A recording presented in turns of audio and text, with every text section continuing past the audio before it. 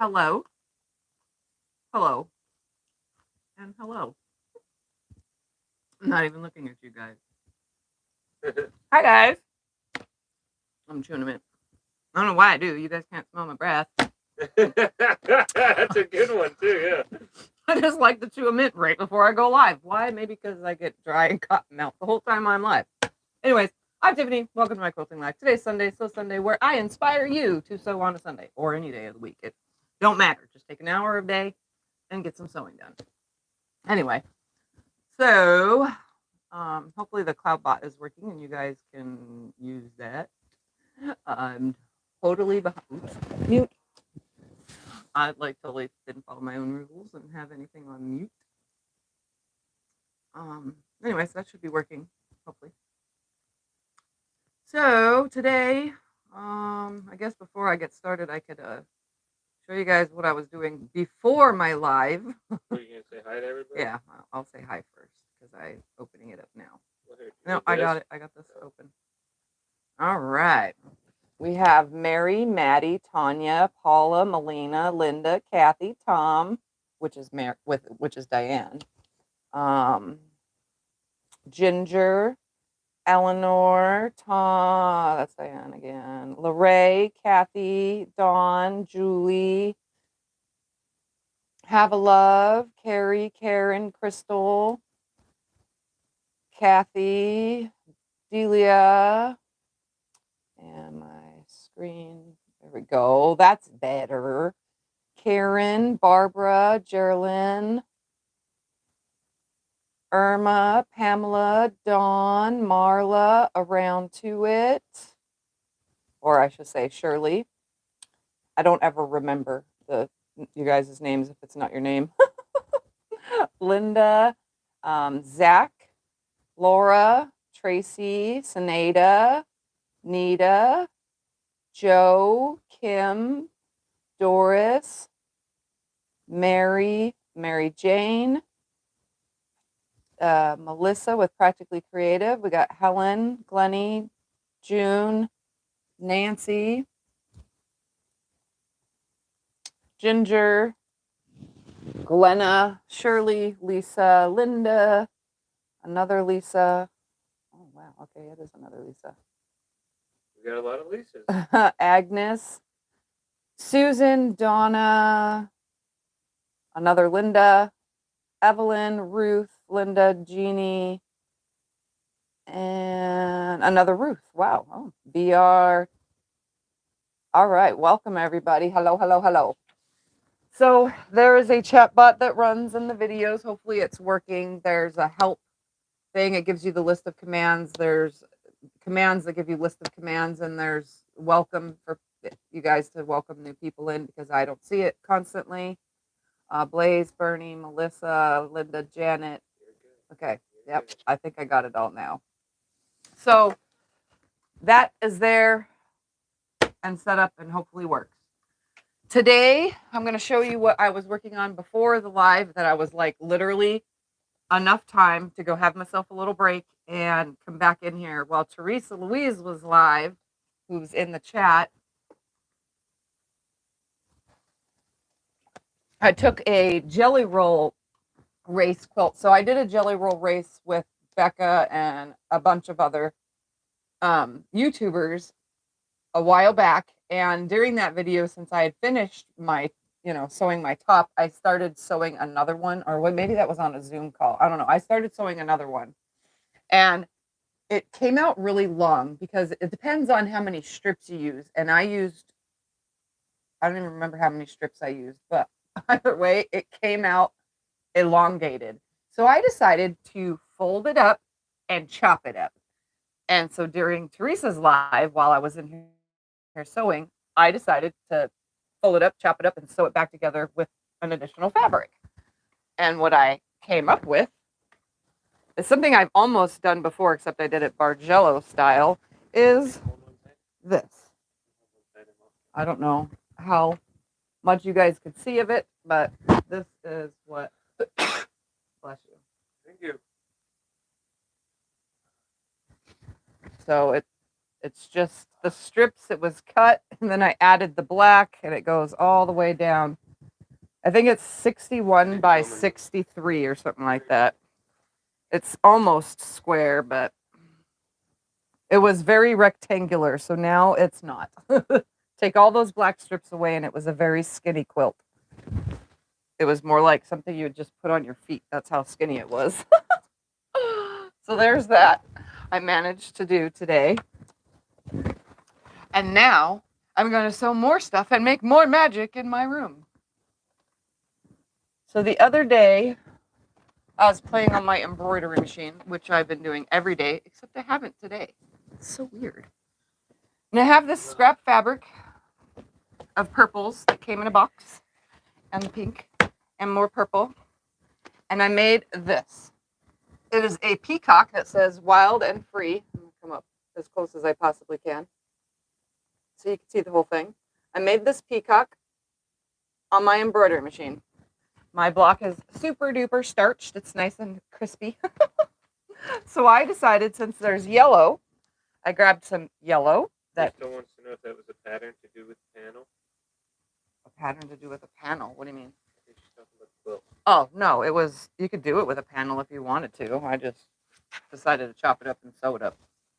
So I got yellow to go with the yellow, and then to go with the pink and purple to combine it, because I still wanted to add purple. I grabbed purples. I want you to show the dragon.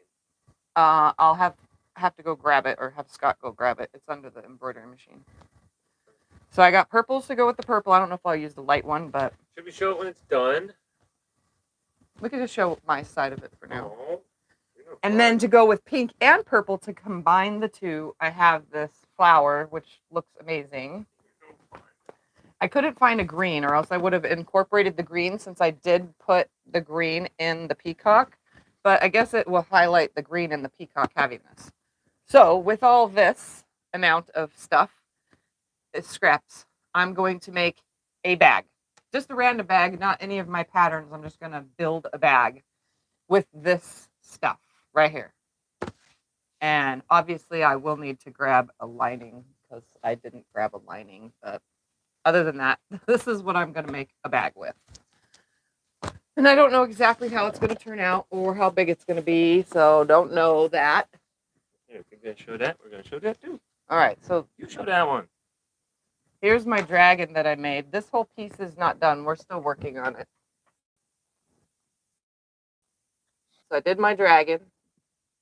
For those that, watched the live and I said, I'm going to stitch a dragon. Well, I stitched my dragon. And this is the thing that I stitched during that live. So I'm getting used to the relining things up and stuff. It's not perfect. And I don't have the correct stabilizers on any of it, but, I'm working on it. I'm working on it. So we're going to make a bag. Anyway. Oops. I wanted to see where that lands. Okay, good. Just a little bit right there. All right, so what I'm going to do is grab some interfacing. I'm going to grab the Pellon 911 for this. And what else do I need? I think I'm going to put the flower on both sides of this, and then I'm going to take this pink and this purple and make strips for the opposite side of the bag and connect everything together and use the yellow for like inside pockets. Yeah, okay. I don't really know what I'm doing here. I'm just making stuff.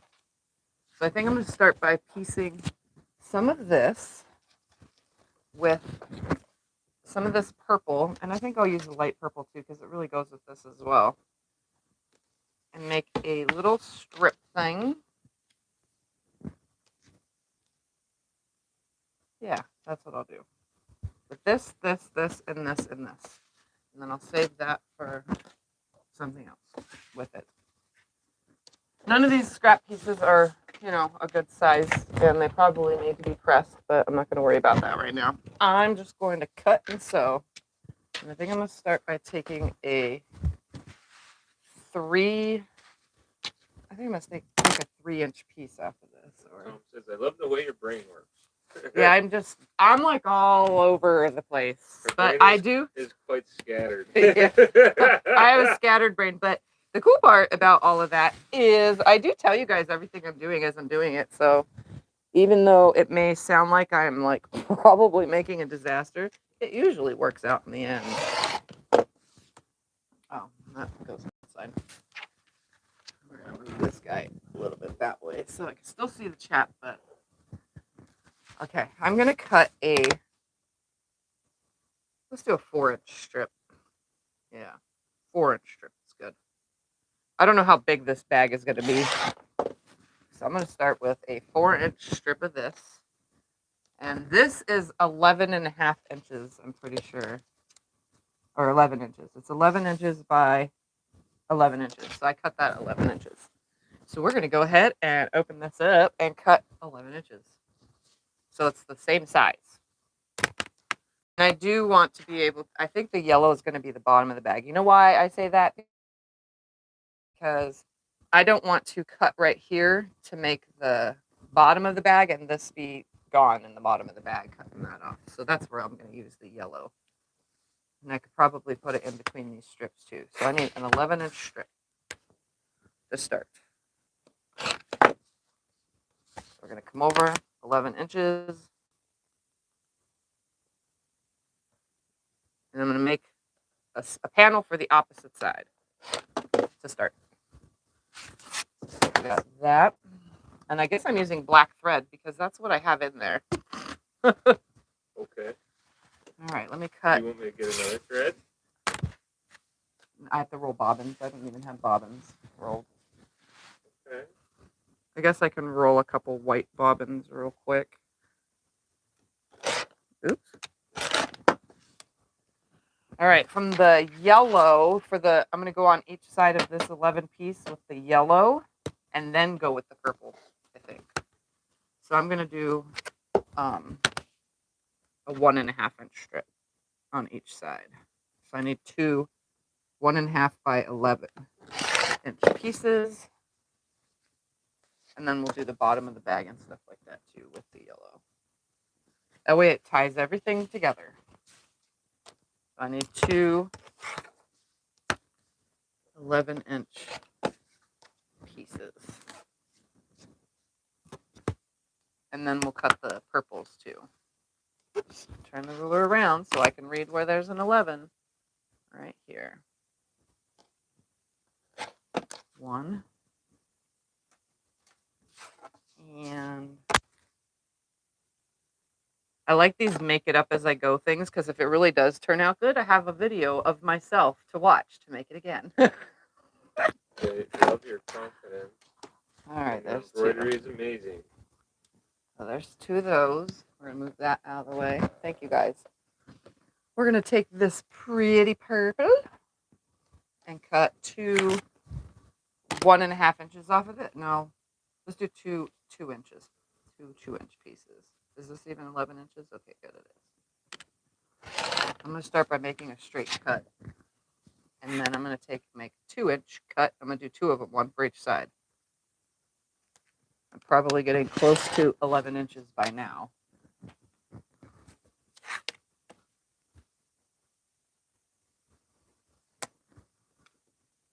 So there's one for each side. Actually, I kind of want that. No, I do want the yellow first and then the purple.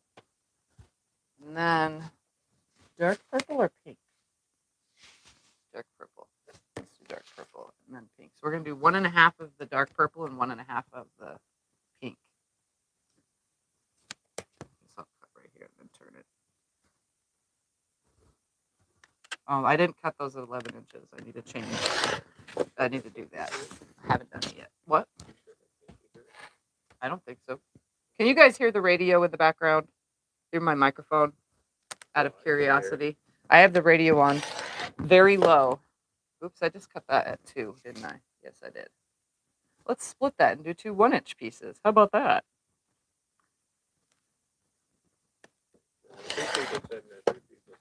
Okay.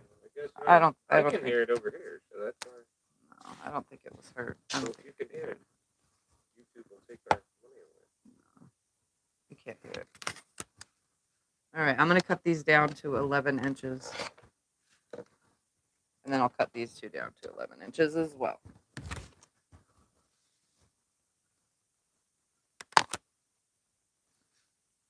11 right there. Right there. Okay. Let's do those. And let's take this down to 11 and take the other one down to 11. Turn said ruler around so that I could read the numbers. It's always good to have a ruler that you can read properly.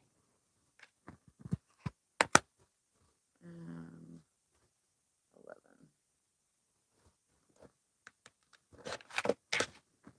All right. And then I'm going to be missing seam allowances. So we'll cut. Is this 11 inches? Oh, look at that. Perfect. We're going to cut this one also into 1-inch strips because I can get 1-inch strips from this one too. Right? Yeah. Yep. 1 Sure. inch. I don't know. It's 2-inch piece. It's like 2 1/4. So we're going to cut a 1-inch and a 1-inch. And we're going to cut it to 11 inches. And then we'll sew them all together and make the back side of the bag. And then we'll add for however I put it together. I also need to grab some hardware.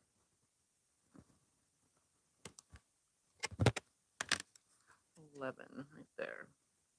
Rich says it must be a learned skill to sit and cut fabric when I have a hard enough time doing it standing. Yeah, well, standing here at my desk, because my desk is lower, is a little bit more harder on my back. So I definitely like to sit. And we are going to roll some bobbins because I don't really want to use black thread in the bag. So here's going to be my order. Like this. No, I don't think I want the 1-inch on the edge. I want the 2-inch on the edge. Why? Because it's going to look weird. Anyway. It's going to go like this.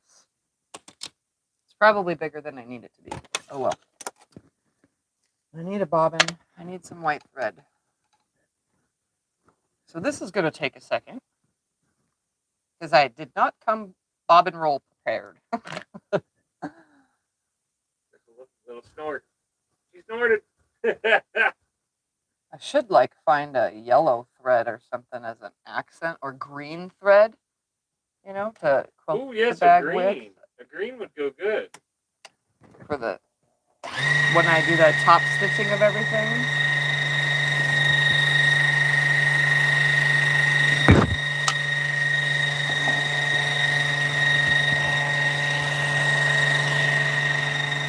I'm wondering if I have.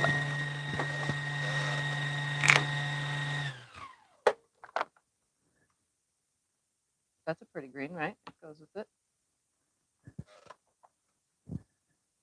That green is more shinier. I like that one better. Look at that. Right there. That one's more shinier. I like it better. I love it.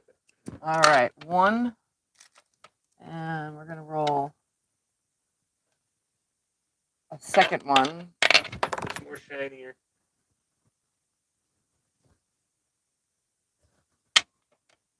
Remind you of my shiny head.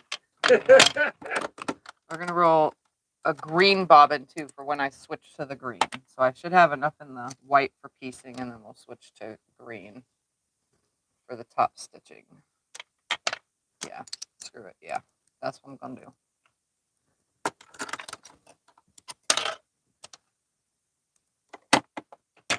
Let's roll this little guy real quick. I need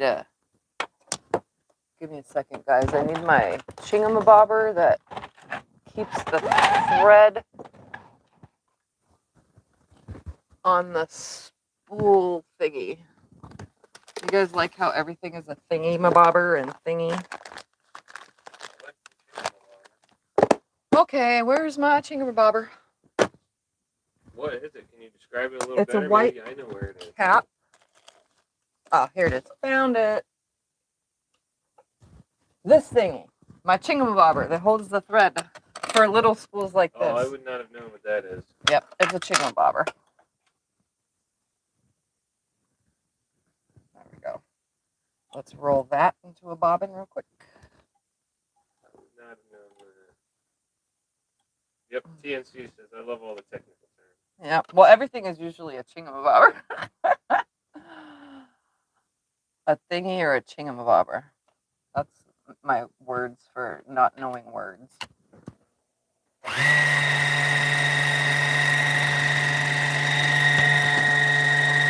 This is definitely going to be an interesting bag.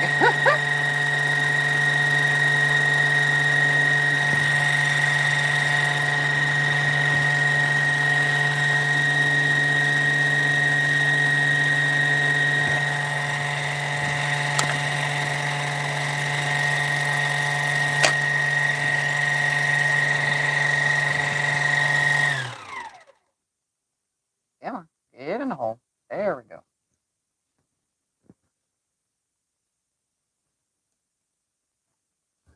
All right. Toss that. Unhook that. Set that next to me. And thread said needle. Although I'm starting to think it's almost time to change my needle again. Oh, come on, get in the hole.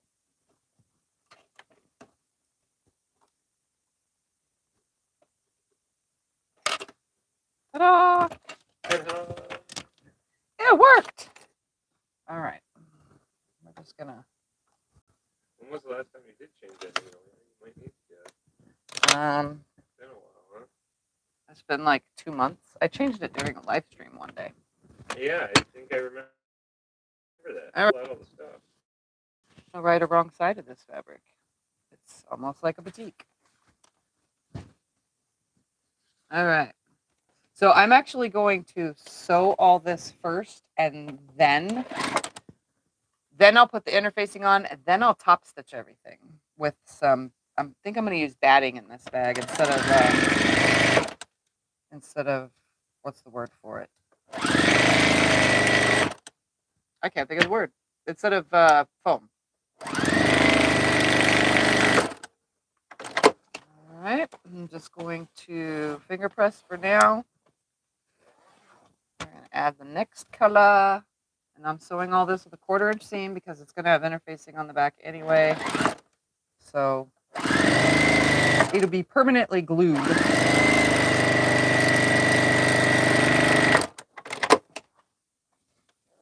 Finger press it back. Add the next. I'm hoping that this like comes out to be 11 inches. That would be cool if it does, right? I have a feeling it's going to be big. Australia watched a video of us covering the ironing board. She said it was cool. Yeah, I need to recover the ironing board. It's kind of getting a little... Again? Yeah. I think I have to do it like once every 2 or 3 years. It gets used an awful lot. Yeah. I like iron a whole lot. You do it new and improved. Oh, last one's pretty good. All right, so I got the ones on this side. Now to put the ones on this side. Laura says you are so fast. Again, I don't know if that's right or wrong side because this fabric has no... Looks the same. It's like a batik, but I don't think it's a batik.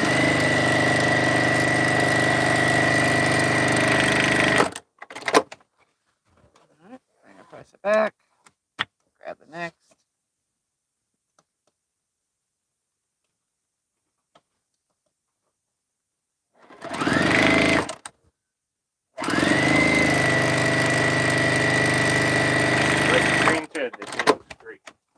It will in a minute when I put the interfacing and quilt the outside of the bag pieces. I need the shape of it first though before I quilt.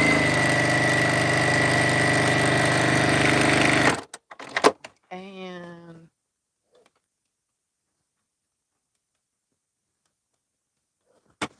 one more for this side, and hopefully it'll be about the size I need.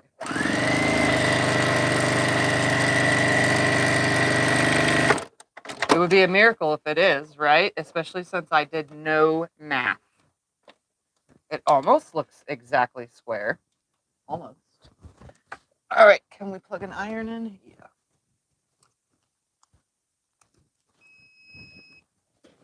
That there. That there. I can plug it in for you. I can iron. Holy moly, friends. No math. It is 11 inches. That's pretty good. Oh, that was a no math, just random cut. And it ended up 11 inches. That's, yeah, awesome. I was going to say another word, but.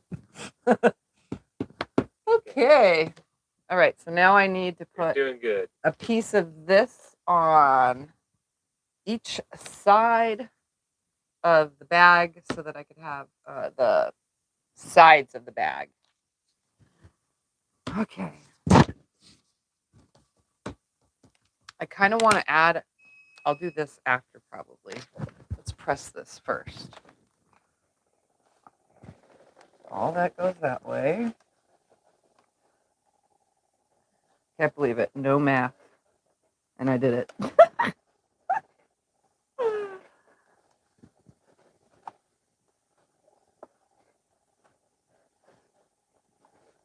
All right. So there's my two 11-inch pieces. And now on, I don't want it to be this wide of a bag. I'm going to split this in half. So I'm going to cut this 11 inches and then I'm going to split it in half for two sides. So I'm going to cut two pieces at 11 inches for both. That old saying, things that make you go, what? Remember that? Yep. Tom said that one. All right. So I'm going to cut two 11-inch from my 4-inch piece. And then I'm going to split them in half for the sides of the bag. And then I'm going to use these as the sides. So it'll be probably shaped like a Tiffy bag, but it's not a Tiffy bag. So we're just going to cut this at 2 inches. And You're going to have zippers and all that? Yeah, I'm going to add a zipper pocket on this side. I don't want to add it on this side because I don't want to lose my peacock. Don't ruin the peacock. Yeah, I don't want to ruin the peacock. And then 2 inches on this one. All right, and now we're going to add these to the sides, both of these. And then we'll interface them and quilt them. Oh, we still need to add the bottom too of the bag, so that's going to be yellow. So I just need to cut that at 11 inches, honestly, by 2 inches.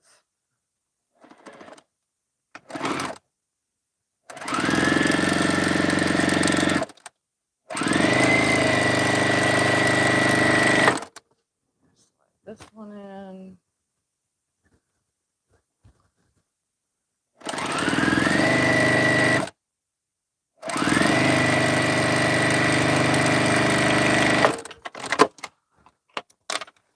Turn them around.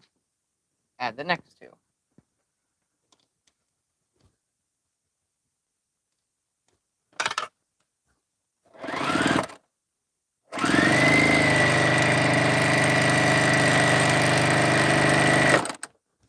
This one on here, and then I'm going to press them, and then add the yellow on the bottom.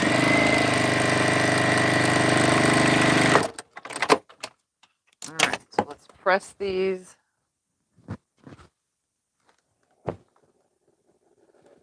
And you're going to think I'm weird the way I'll attach the next piece, but you're going to be like, oh, that works.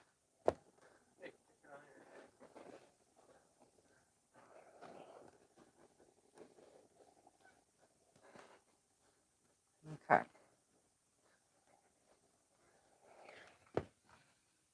So here are my two pieces so far. And we want, that's 1.5 inches. We're going to cut a 2-inch strip off of the yellow, We're going to do 2" by 11 inches. I know it seems weird, but you'll see what I'm talking about in 2 seconds. Let's move that out of the way so I don't accidentally cut it.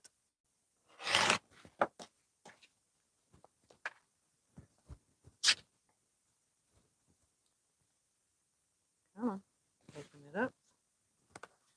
Cut off my non-selvage. It's even a selvage like a batik. I'm pretty sure that's what it is, and I had it in the wrong pile. All right, we're going to cut 2 11 by 2" pieces, and I'm going to hook them in the bottom by centering them. I know it seems weird, but this will keep me from having to add the, what is it called? What color The will you cutouts use on the bottom for corner. handles? Probably the yellow so that I have more of it in the bag.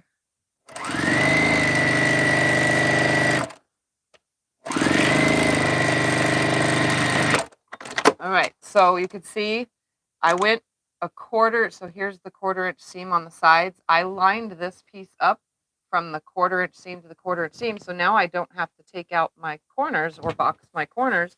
They're already pre-boxed for the bottom of the bag. So now I'm just going to add this one on here. Again, I'm lining the one side up with the 1/4" seam, so it's actually going beyond the edge. I'm not lining it up with the edge of the seam. I'm adding to this where you see the end of the seam on the back side is where I'm starting it. And this will have already pre-boxed corners. Ah. Line it up right there and sew it on.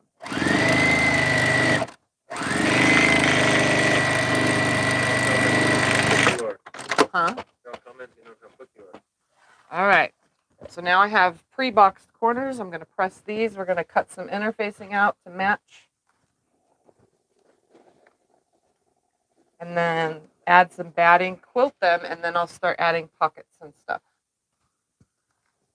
And making my bags all like super cool. My make it up as I go bag. All right. Let's move all this for now because I could use like this purple inside of a pocket probably and so on. All right, move that out of the way. We're going to move that out of the way. We're going to open this up. I'm going to cut a nice big chunk off for this. Do you have a video for your magnetic 1/4" seam guide? My magnetic 1/4" seam guide. No, I don't think I really need a video for something like that, do I? I know, isn't it just a little magnet? Yeah, it's just a little magnet that you stick next to your machine. All right, so. Yeah, you just buy the little thing and sit it on the machine, right? Yep. I'm going to iron that on. It's glue side up.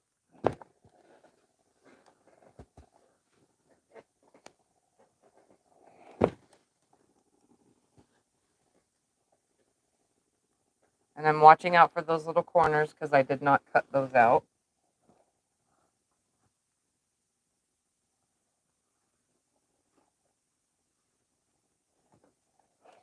All right, let's make one for this.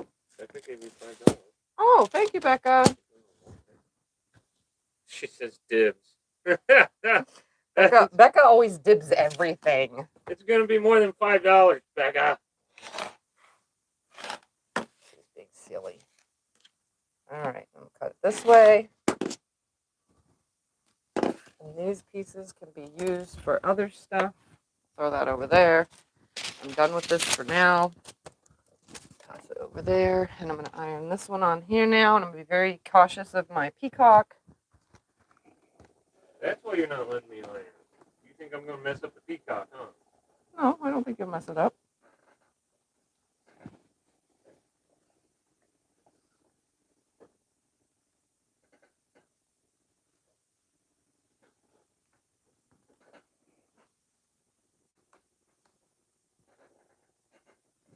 All right. both pieces are now interfaced, and I'm going to use scissors to cut out these bottom corners.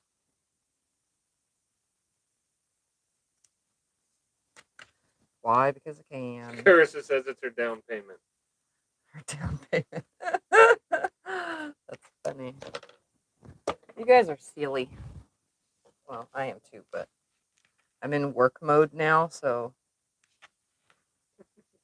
I thought it was funny. yes. Ooh, come on.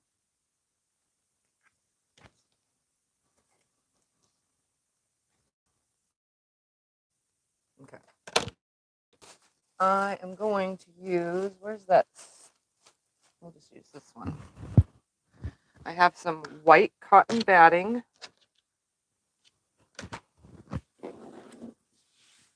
What we're going to do is I'm going to cut my white cotton batting a little bit bigger than my piece because I'm going to quilt these, and then I'll, actually I should cut it smaller than my piece. How big are these? 14 by 12 and a half. So we should cut 13 by 12. That's what I'm going to cut. 13 by 12 inch piece. All right. And see, all this is left over from long arm stuff, so I have plenty to make things with. And I'm going to cut it like so perfect so that it lays in the... Oh, I knocked my trash over. You guys can stare at my butt for a second. I'll pick it up then for you. Nope. You just keep on working. No, it's fine. It's cleaned up. I need a big ruler. Ended up behind the trash can. I don't know how, but it did. Jeannie asks, how many purses are you making? You're only making Just one? this one. I'm only making just this one. All right. We're going to come over to 11 and a half. You know why? Because I said that was 12 and a half, and I need 1 inch shorter from top to bottom. So a 12 inch piece by, what did I say? 14, 13 by 13 inch piece. I'm going to make a nice straight edge.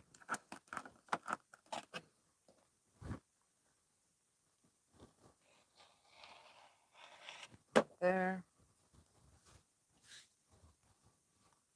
And come over 13 inches. There we go. That way it leaves room for my top zipper pocket, for my top zipper, and for the seam allowance. All right, that can just go back in my batting. Let's do it again. So we're going to come over to the left. What did I say? Screw it. Let's just lay this here. I forgot already. 11 and a half by 13. That's what I cut. You go too quick with the numbers. I don't know what you're at.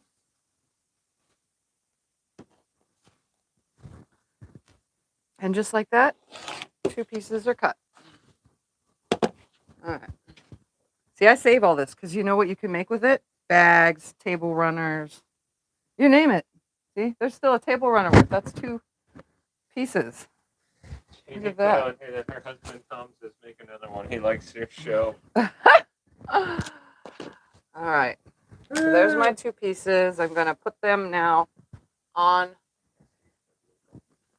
What? here, pokey side up. Now, right? So this is the pokey side, which is going to be facing down once I turn it like this. And I'm also going to cut out my corners before I quilt them. So I'm just centering this on here. So I should have my seam allowance on both sides, as you can see. And then I'm just going to take my smizers right here and cut about 1/2 inch this way and cut about 1/2 inch that way so that my bottom doesn't have too much bulk when I sew my boxed corners. CJ's home from work. That's what you guys hear in the background. He has to ride our scooter. We have a scooter to save gas, and his car broke down. So he's using our scooter and saving on gas because our new scooter gets 80 miles to the gallon. Yep, we're above this whole high prices in gas, guys. We invested in a scooter. All right, that is on there nicely. That is now on there nicely. Let's quilt. Just gonna keep it nice right here. Oh, green thread time. Hold on. Let's turn that back over so that it stays.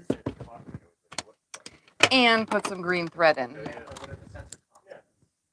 Because I'm top stitching now. Gotta have an accent color. I don't know how I'm gonna top stitch it, but I'm gonna make it look pretty. Cut this. Pull that through. I'm too lazy to do tie-offs. All right, this is a very thin, this is probably like a 50 weight thread.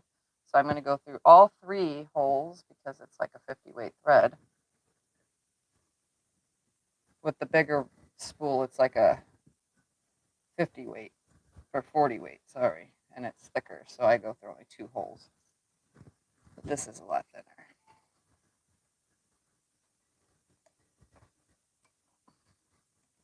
And this one I could probably even thread just because I could see it go through the hole. All right, here we go. I'm going to start right here across the bottom. Right. No, I'm going to come right here across this one first.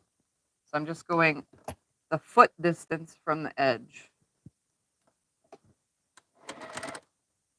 All right. I'm going to change my stitch length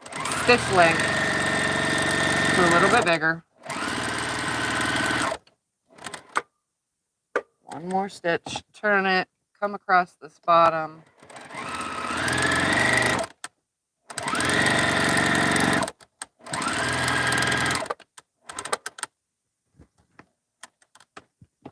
Turn it, come across this one.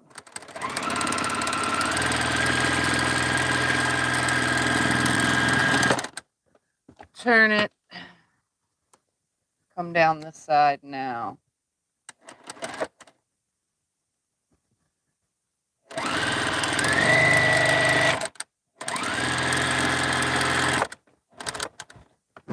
Turn it. I'm just like outlining a foot away from all this.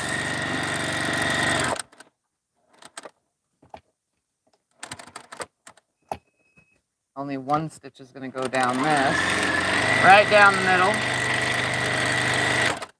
Stop right there. Turn it. Go right down the middle of this one.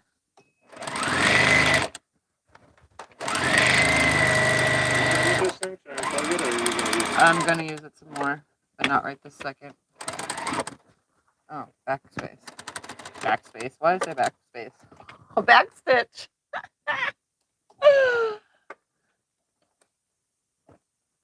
There we go.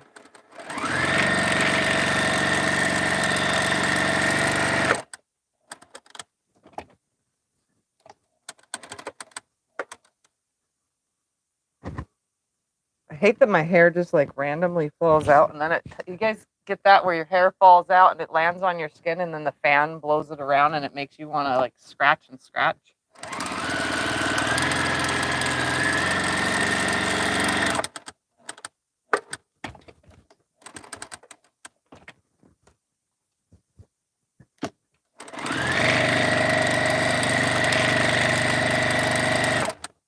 Oh, look at that, almost exact.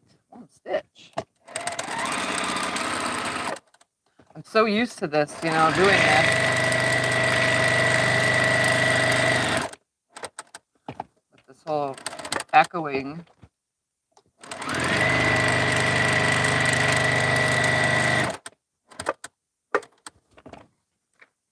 Rich says, every time I watch one of your videos, I learn something. Thank you. Aw. I'm glad you are learning. Every time I record one of my videos, I'm learning something new.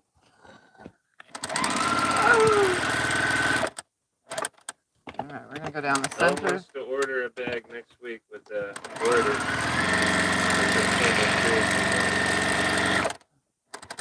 Okay, honey. Okay, just message me.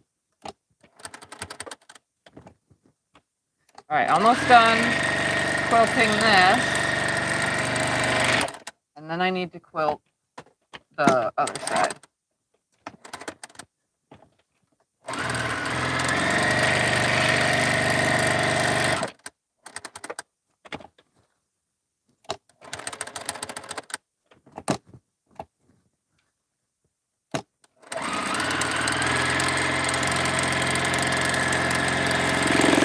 Only one person on here has higher gas prices than us.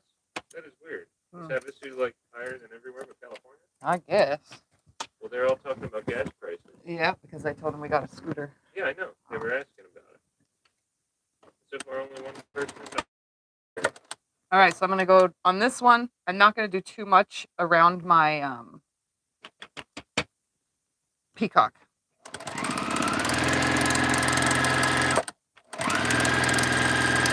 I'll come down. Okay, there we go. New Jersey beat us. I think it's just high here because a little bit higher here because it's spring break. All the boaters are in town, and it's the boat show, and we still have snowbirds here. And around the border of California, all the Californians are here. Yep. It's a little like partying. Boat show, yeah, like you said, this weekend. Yep. Crazy. So I'm gonna go in here. Let's scoot just a smidge. There we go. I'm gonna go around inside the peacock area like 2 or 3 times just to have it quilted, but give it that extra cute look, I guess is the word for it, just to make it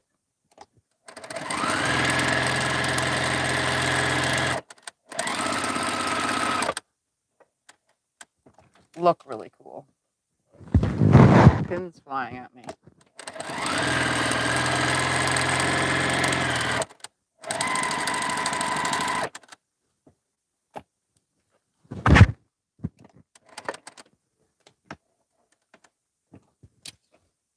I'm just going to stitch the foot away from the last stitch.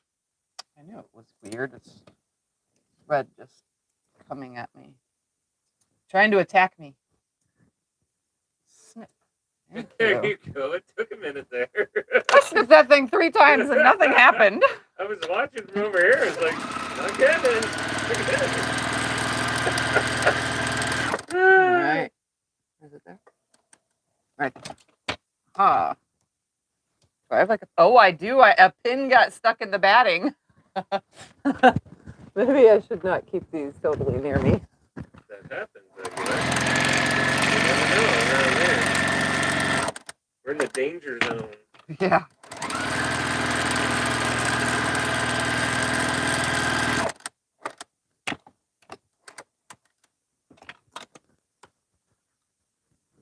All right. This is the last time I'm going to go around it.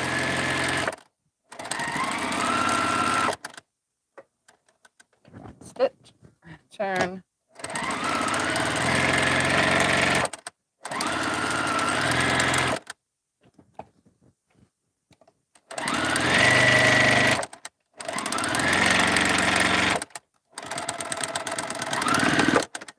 Because the other stitch that's going to go on here is going to be the top stitch that'll go over when the zipper is put on. So this is what the outside of the bag of the front or whatever side this is considered it looks like. So I just stitched an echo stitch 3 times around there because I don't want a peacock. Here's the other side of the bag. We're going to cut this now because I'm going to put a zipper pocket on the outside of this one. So I'm going to choose, I need to choose a zipper out. Let's get into the zipper drawer. I really don't want to do these invisible zippers. Let's do size 8 zipper. A nice big black size 8 zipper. Daddy says, looking good. No. Let's do a 5. Let me pull out a 5. plus 5. Size 5 zipper. All right. I definitely need to get some more zipper tape. All right. We're going to do one zipper is going to go across the top. So we're going to just cut off the top of the bag. So that should measure 14 inches or abouts because I'm going to put tabs on the end. And then I think I'm going to do an 8-inch zipper for the zipper pocket. So I'm going to just go ahead and cut like a 9-inch zipper. There we go. Yep, I definitely need zipper tape. And then the inside of the bag, I'll do the other zippers. For now, let's get these ones on. All right, so I need a pocket worth. Is this a pocket worth? Oh, look at that. That's a pocket worth. So this pocket is already prepared. I just need to press it a little. What I'm going to do is start by laying this on here, right here. I'm going to center it, and I have about, I don't know, what is this on each side? About a little over a 1/4 inch on each side. It is right sides together. Not going to move it. We're going to actually put some pins in it so that it doesn't move. Yes, I'm using pins, guys. I mean, it's a miracle. It's a miracle. Hallelujah. All right. We're going to take this guy right here, and we're going to draw with my pin that is not in here because I put it out at the embroidery machine. I'm going to make an opening. I'm just going to draw on here. Red is better than any color. I could see it. I'm going to draw this line, and then a 1/2 inch from that. Actually, I'm going to do a little bit bigger than 1/2 inch because it's a size 5 zipper and I have plenty of space. I'm going to draw my second line.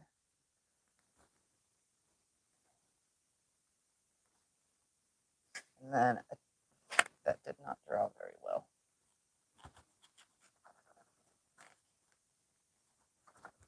Okay. And then we'll connect the ends like this. Says, what about zipper pulls? I have zipper pulls. I just need more zipper tape. The zipper tape goes faster than the pulls. So here's what it looks like right now.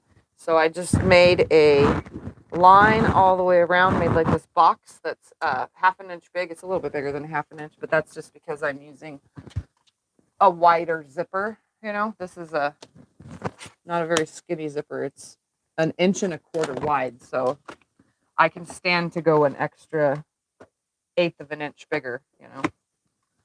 And it'll give me plenty of room for the zipper to sit nice and flush. So I'm going to go ahead and turn my stitch length back down to a 2. And with the green, I'm just going to go ahead and sew all the way around. I did not measure from the top. This is all just being eyeballed. I'm pretty good at that. And if you want to measure from the top, it is, the piece of fabric is one long piece of fabric. And I have it down at 1.5 inches, 1 3/4 inch down. It's 1 3/4 inch down. And this piece is, I don't know, I'll measure in a second so that you guys can know how big this pocket piece is. I'm pretty sure you guys want to know. It looked big enough to me. That's all that mattered.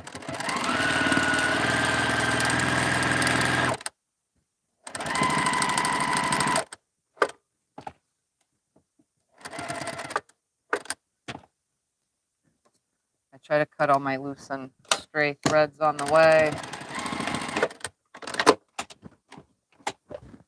The piece that I'm using for the insert of the pocket is 12.5 by 8.5. Long piece. All right, I'm going to pull my pins out. And we're going to cut this now. And we're going to pass it through. So I need my rotary cutter. I'm just going to line it up in the center, which is typically a 1/4 inch from each side. I'm going to grab a little pair of close as I can get snips, and I'm going to cut a little V here at the end up to my stitching, but not my stitching. I don't know what just went flying.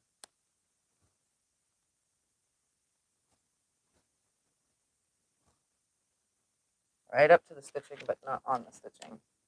Oh, it's the cap of my little scissors. So I'm going to show you guys right now. It should look like this. You'll have it cut in the center, and then you'll have these two little triangle pieces that come out on the ends.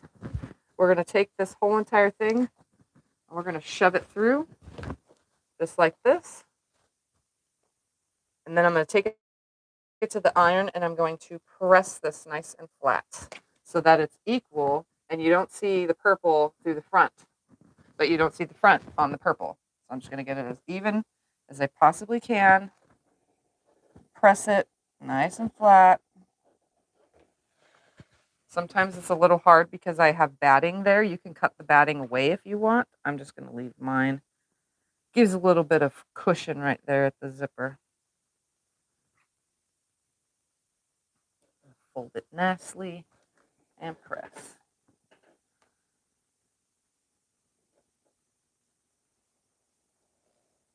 Just let the iron push it down. Steam is our friend when it comes to doing this. I don't care what anybody says. I use steam. I love it. It helps me get super flat stuff. He's a steamy one. I'm a steamy one. Exactly what Scott said. All right. And I didn't cut. I'm going to show you guys this. What happens if your corner does not cut all the way up to the stitching? It'll wrinkle like that. I really don't mind that. I'm just going to press it nice and flat from the front.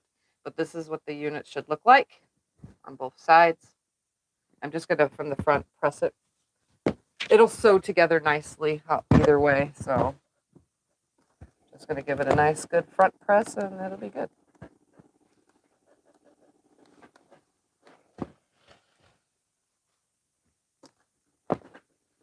There we go. So there's the piece. You can see I got that little bit of wrinkling right there, but that's going to be inside the pocket. It don't matter. All right. Double-sided tape is our friend when it comes to zippers, and I also threw a zipper head. That's what's missing. I thought I took out a 5. You pulled them out. I don't know where you put them. You had an 8 laying out. You said no. Pull out smaller. Nope. All right, I need 2 of these zipper heads. One is going to go with that piece, and one is going to go with this piece. I'm going to straighten this up. It's always better if I have a nice straight flush cut when I go to attach my zipper. I'm actually getting a lot better than I used to be at these. I used to struggle trying to get zipper heads on, and now it's easy. Without a tool. Like at first I brought a fork in here and I tried the whole way with a fork. I remember the fork. That didn't work out well. It doesn't work like the video. There's a lady that did a video on how to use a fork as a zipper jig. It didn't work. All right. I zip it most of the way down, open the other end, and then I'm going to stitch the other end. So that way everything stays nice and together. You're going to have to show me your zipper trick. I don't even know how to do that. All right, so my zipper is together like this. I don't need the head all the way at the end because I'm going to be moving it anyway out of the way to do this. But I just wanted a nice closed zipper. Now if we can find the end of this double-sided tape, I'm going to attach it onto the zipper.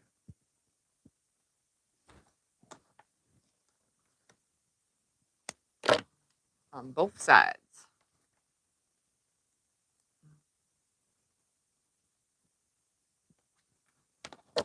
And my zipper or my double-sided tape's a little on the big side, but I can open the drawers with my toes under here and put things away without having to bend down. I love it. All right, so I'm gonna make sure this tape is like really stuck on here. Come on. The hard part for me is separating it. And I have to fold it because it's a little bit bigger than it's supposed to be for me. But it still does the same thing, bigger or not.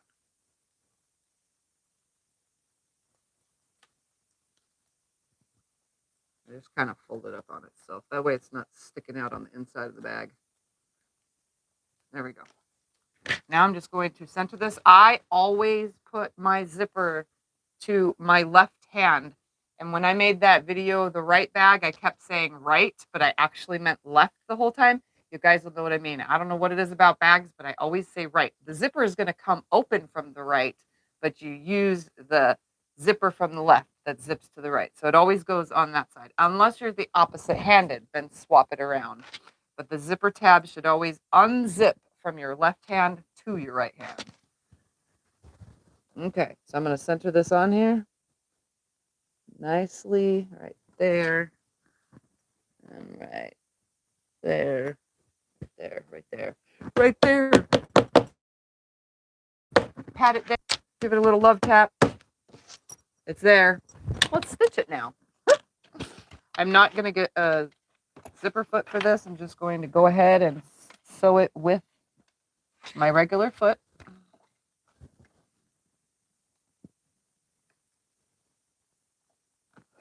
If I could adjust this real quick. That got adjusted while I put the tape on there and gave it a little love tap. It wanted to roll on me. All right, I'm going to change my stitch length back to a 2.6, 2.8, something like that. Back stitch, and I'm going to go 1/8 of an inch from the edge on the outside of the bag all the way around. Turn it. Stitch it. Turn it. Stitch it. Turn it.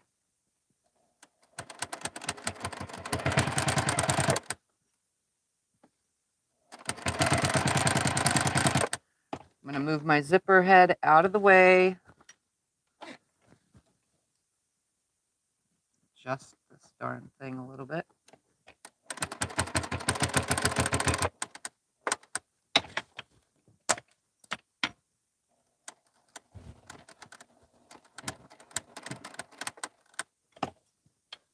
Find my starting stitch and clip that as well. This is a very interesting looking bag, and my thread broke. Something about this thinner weight thread. This machine just does not like thinner weight threads.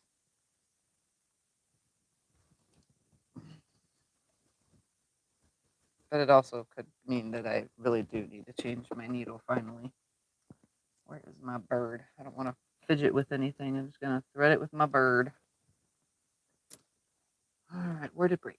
Where'd it break? Like 10 stitches back with the back.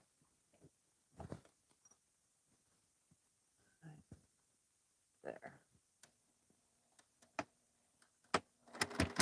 Do you like to make purses the most? They're always so beautiful. Yes, I like to make bags, but not the most.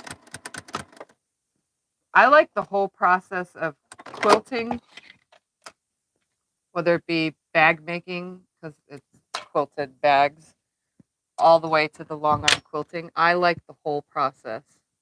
I gotta get this double-sided tape to stay under here. It was sticking out. Yeah, I knew it would. It's kind of a big one. I need to get a smaller one. All right, I'm going to do a second stitch all the way around because I like the look of it. Your mommy said hi. Hi, Mom. All right, second stitch all the way around, 1/8 of an inch from the first stitch because I think it looks pleasing.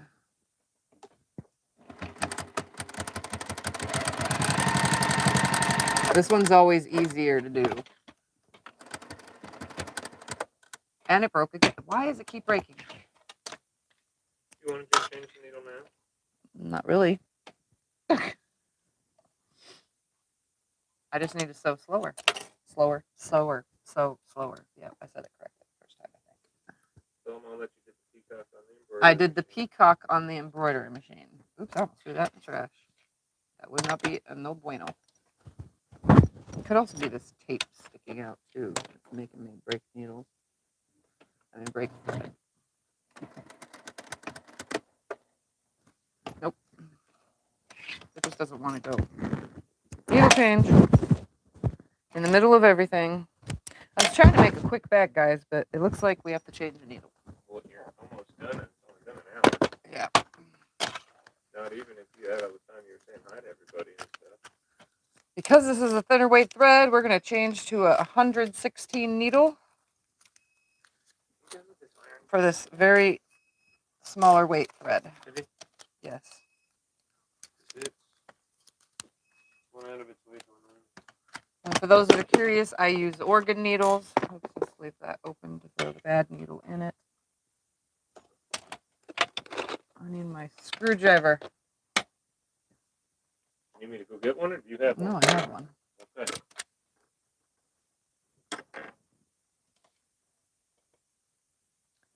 This is needle changing intermission.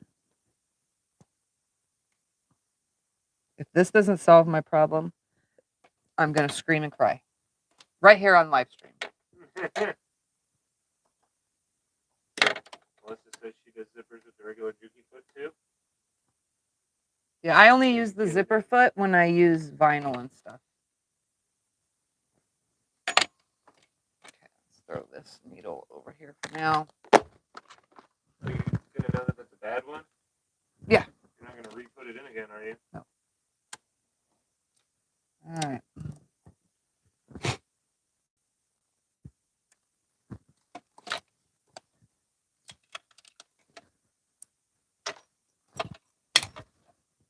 All right, here she goes, back at it. If this didn't solve the problem, guys, I don't know how to fix it.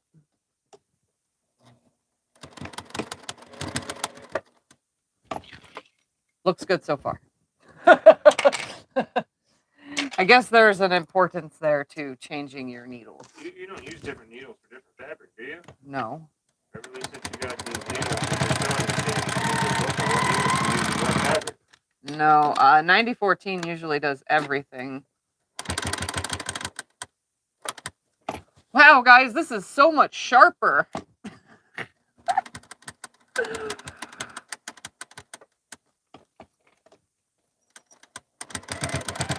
And it broke. So, no, it's definitely either the thread or my Juki just hates this kind of thread, this thinner weight thread. Pam asked earlier, why is size 16 when you go down? I have no idea. I just went with this smaller hold one. Sharon has a terrible time trying to sew double-sided tape.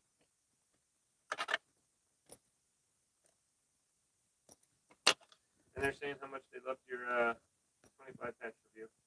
Good, because next is putting that 25 patch thing together. And I really had a discussion with myself about should I or shouldn't I do that as a live stream, and I came to the conclusion that no, I shouldn't, because it'll just distract me and it'll take too many videos to get it done.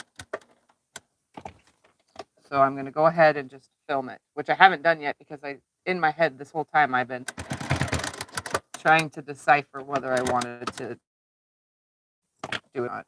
Okay, this is not going to work. Do you think it's because of the tape? They're asking. I have no idea. It's not happy with me.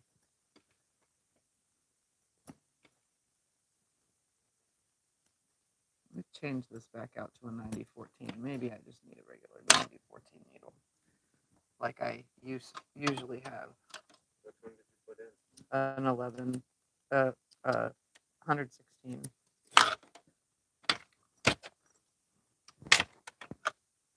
It skipped this whole thing. I'm ruining my own little creation here, guys. All right. It'll be fine. Just calm down. It'll work out. You'll get her done. I have faith. Have faith in Tiffany. 7511 is smaller. I don't have any. Oh, there's 9014. I was going to say, I don't have any 9014s left. Yes, I do.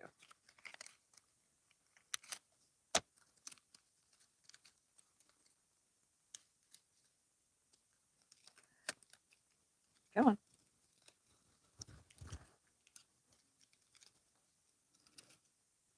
This is not something I do every day, guys. Change out my needle twice just to get it to sew correctly. And maybe it's the tape. It could be. It's sticking out on the bottom a little bit. I'm just going to throw that in there because that's still new. Put this guy in. I might have to shove it under better the tape. Tom says you should do it as a live for all the people who sewed along with you. Yeah, but a lot of people aren't caught up. That was the whole thing. And I'd have to do it at 7 o'clock in the morning. A live stream, me, at 7 o'clock in the morning. Because that's when I've been uploading these videos this whole entire time.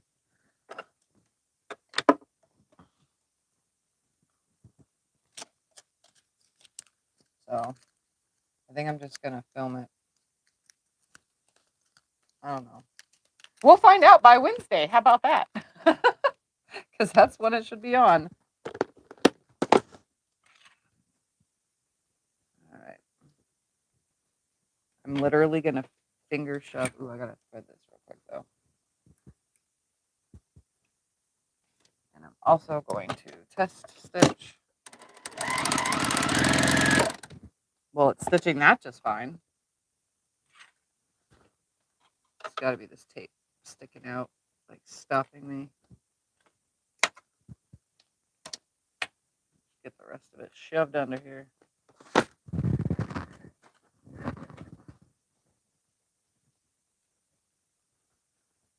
It literally washes away this tape. It's just craft tape. Beverly says I only have 7 done. I mean, whether it's alive or not, the videos are always there. So,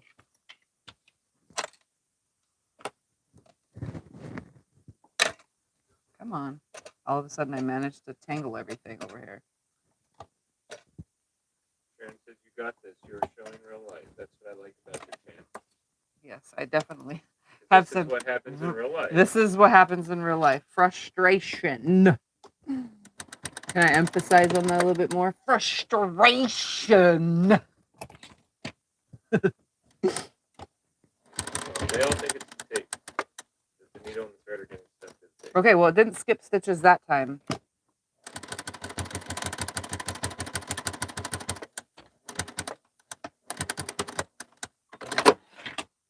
That time it stitched. It's called live bloopers. Yep. Yes, live bloopers, exactly. There you go. All right. Let's cut off all these wonderfully long threads. I'm going to snip away all this excess zipper that I don't need. So I'm going to fold this back. And this is another reason why that 2-stitch line thing helps, because the zipper is still sealed no matter what I do. So I'm going to snip this side away. Don't snip your fingers. I've actually nicked my finger by doing that. All right, toss and trash. Now I have a working zipper, and it has a double stitch all the way around so that it looks cute and adorable and professional. I think it looks professional. I don't know what it is about that double stitch thing, but to me, it's professional looking. So now I just need to take pocket up to itself like this and stitch 3 sides. I always just start with the top, and I'm going to stick with this green thread because it's already in here, except I'm going to change my stitch length back down.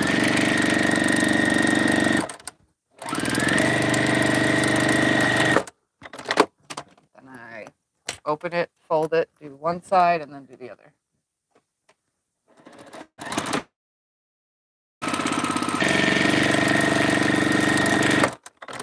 And open it, fold it, do the other side. And I always leave that room on the zippers. I'm glad that the piece was big enough to use it, because I always leave that room for sewing it.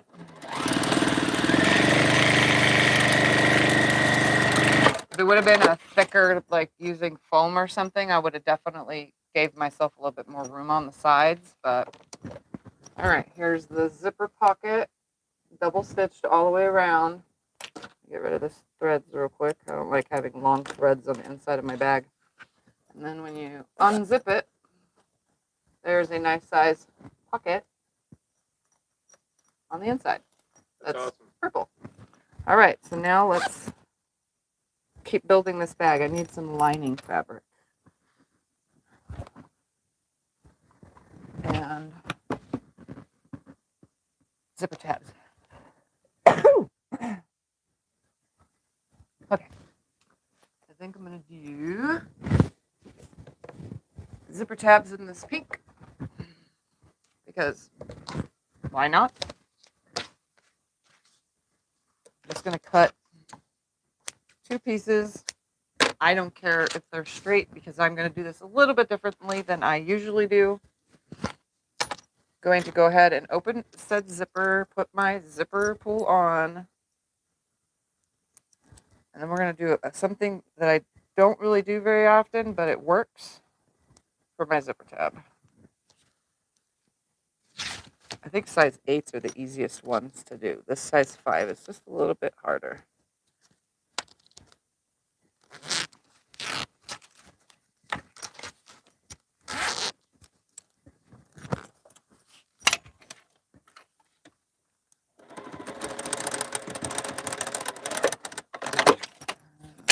So this end is going to get cut anyway because I have to line up with the size of the bag, but I definitely need to get some lining fabric too. But we're going to finish creating this outside. So here's my zipper. I want my zipper tab on this side. I'm going to take this piece, which is bigger than my zipper. I'm actually going to go ahead and put it right sides together with the end right here. So like this, right sides together, and I'm going to stitch it across. I know this is going to seem weird at first, but you'll get the hang of what I'm doing in a second.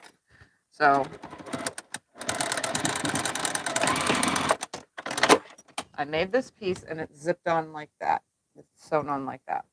I'm going to pull it out and take this other end and fold it under like this, lining up that 1/4 inch, and then fold it with my finger so that it's equal like this, and then I'm going to top stitch it. I know it seems weird, and I'll show you in a second.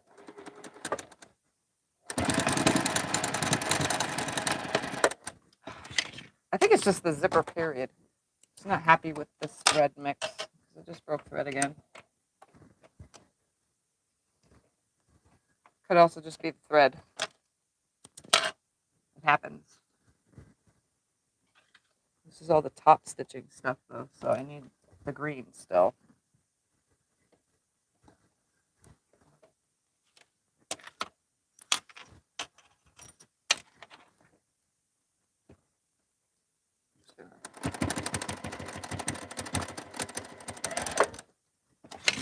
I'm just gonna not do it. What the heck? It broke again. Don't mind me, guys. Frustration. Their song, frustration, is getting to me.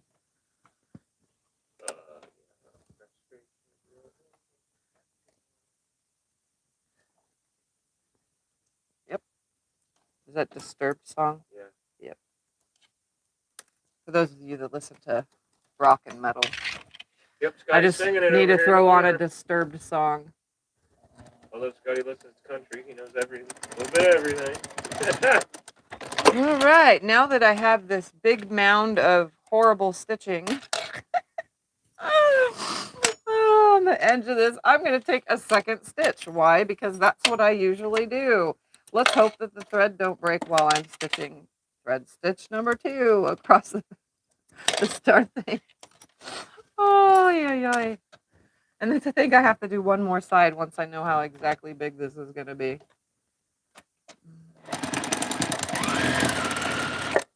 And it broke again.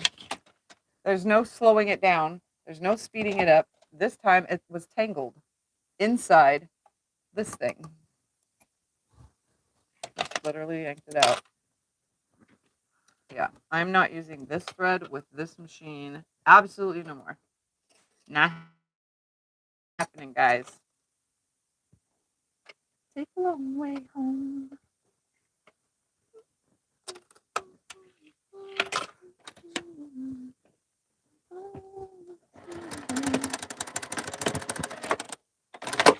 Beautiful. So this zipper tab is the worst zipper tab I have ever made. But that's okay. So the piece looks like this. Let me trim it so that you guys can see. It does look kind of wonky at first. It looks like this. So it's stitched on. The sides equal up and I didn't have to like pre-do anything. So now just gonna line. That it didn't like. It is D. Dolphus, Meg, and C. Okay. It's Paris Mulhouse thread. D and C. It's dumb. It's dumb. It's dumb. Jane said, "This is why I don't sew on Sunday because I pick out on Monday." Yeah. All right. So I'm going to go ahead and look at this and I say, oh, I want this to start right here because that piece is about that long, right? Yep. So I'm going to start this one right here. And I'll stitch it right sides together. Again, this is just me making junk up as I go. Funny thing is it goes over the single layer, but it doesn't go over the quadruple layer. I'm going to cut away excess zipper. Like I said, I wasn't going to need it. It was a little oversized.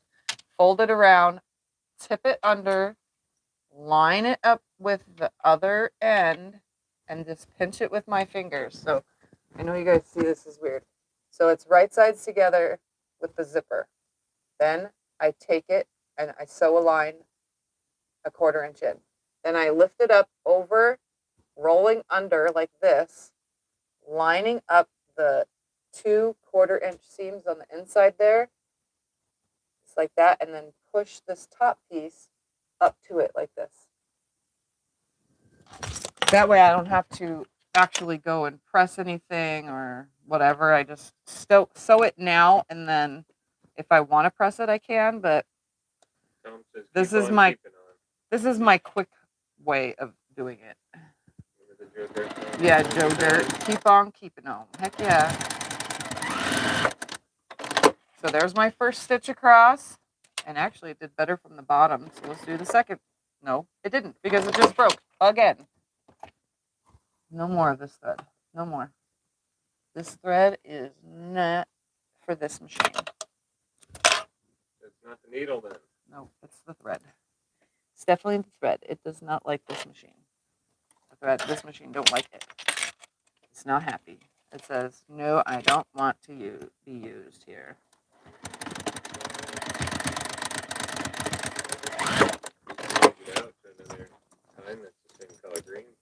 I don't have another color green. All right, that's off. The only last thing I have left to top stitch anyway is the zipper when I put it together. So what I'm going to go ahead and do now is choose a lining fabric, cut it to the same exact size, add a couple slip pockets in it. I'm not going to do a zipper pocket inside of it. So just so you guys see, this is the size of this right here. So my zipper is now the correct size. I'm going to grab some lining fabric, which is going to be lining fabric as in the inside of the purse? Yeah, inside of the bag. Oh, go with the purples and the pinks and the yellows. What about like a light blue? A light green? I'm a looking. And now I have hiccup. I'm going behind the camera, guys, so if it wiggles, I'm sorry, because I bumped it. Oops, and I knew that would happen. Green? No. How about just more yellow, since I got a ton of yellow? She's not in the camera.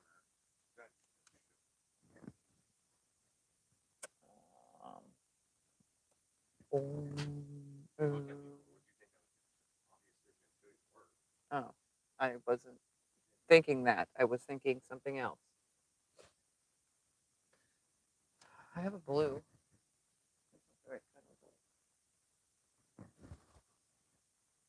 That's me too thin. So we're gonna go with. Let's just go with yellow.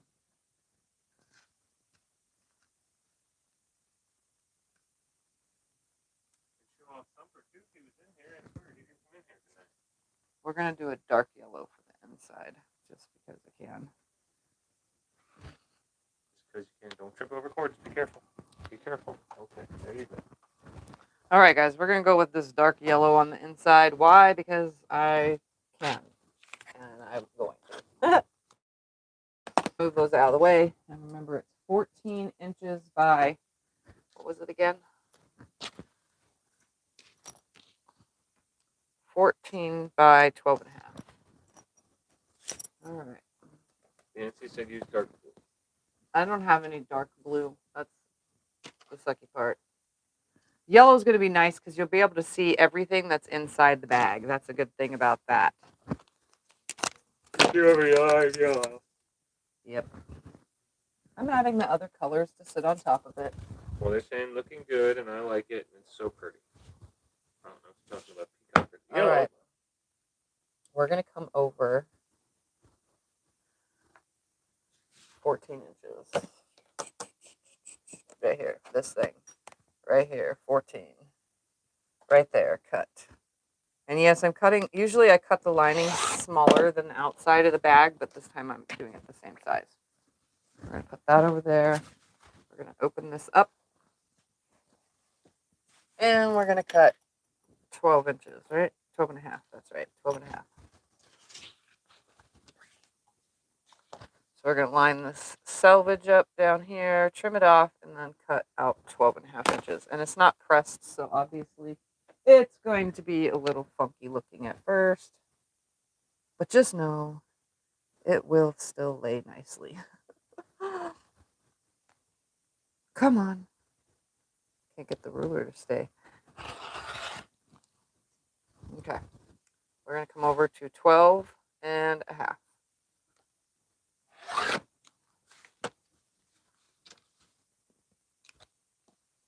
And attempt to cut it. We're going to go ahead and cut out a 1.5 inch square on the bottom of each side.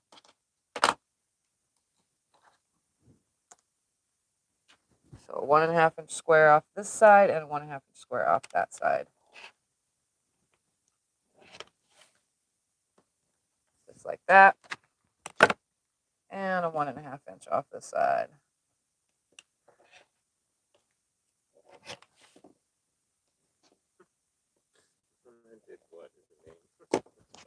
All right. There's the inside of the bag. Now, just going to go like this. And we're going to make some slip pockets. We have a nice big chunk right here. Let's see. Is this a good size slip pocket on one side? Heck yeah. And let's do a two-piece one on this other side. Yep. You guys are going to like how I make myself some slip pockets. This is a no measurement thing. I'm just going to go ahead and sew some scraps together. And then trim as I go. With some rotary cutter. With a rotary cutter. I'm going to make this right here. Nice and straight. And what I'm going to do, this is going to be very weird. I need the iron back on. Okay. My slip pocket, it's not big enough. Let's see. Let's make it this big. Right here. No. There's this one right here. Let's see. Oh, that's perfect. Nice big slip pocket.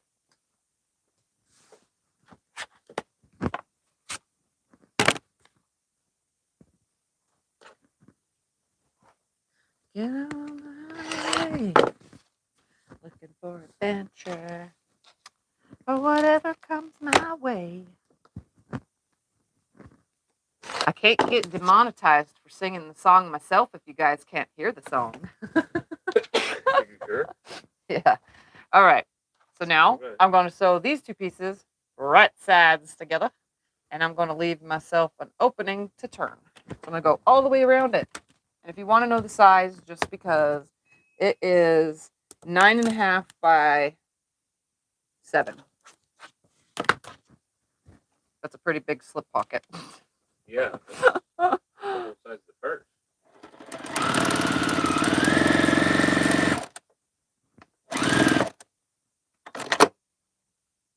And I'm like making a little opening.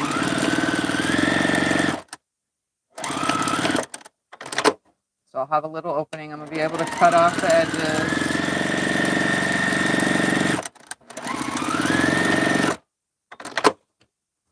Sew down this side.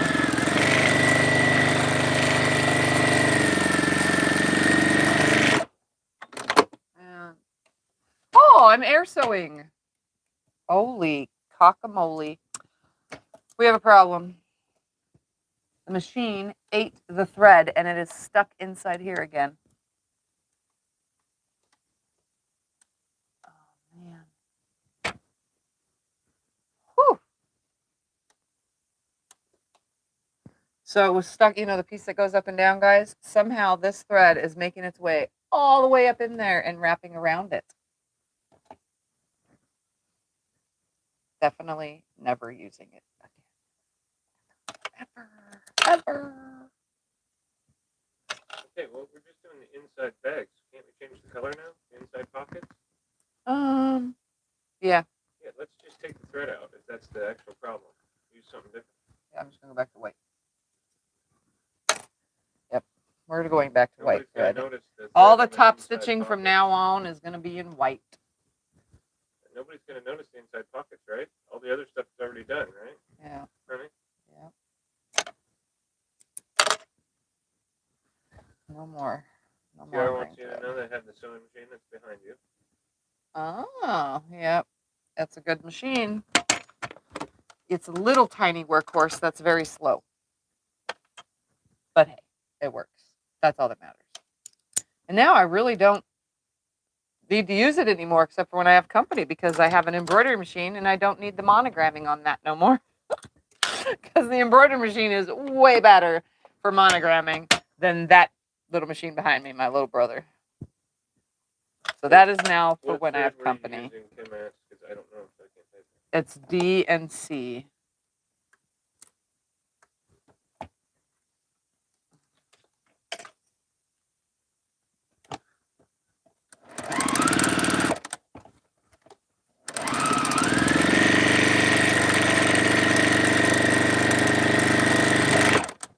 Look, no thread breaks.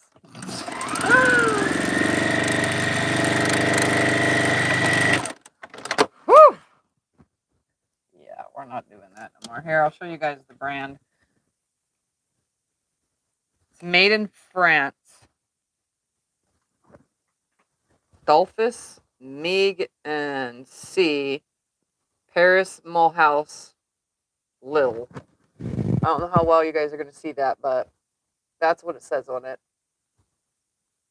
I'm waiting for the camera, my camera, to show me that you guys could see it. Yep. Okay, that was seeable. I'm never using that stuff again. All right, so slip pocket A is going to get... No one says it's doing that because you're sewing too fast. Probably. She's joking. Could be. I do sew too fast. I can admit that. I'm going to snip away these corners so that it lays nice and flat in there, up to the stitching, but not the stitching. Shirley says you sew on metal. Sew on metal. The what? Zipper. Oh, the zipper's not metal. It's a nylon plastic thing. Oh, I thought the zipper was metal. Nope. Oh. It's a metal tab pull, but it's not metal zipper. Oh. All right. I didn't know that. Going to turn it out. Turn it out. Flap it around. What's the weight of the thread? Like 50. It's very thin. It's a very thin thread. Poke out my corners.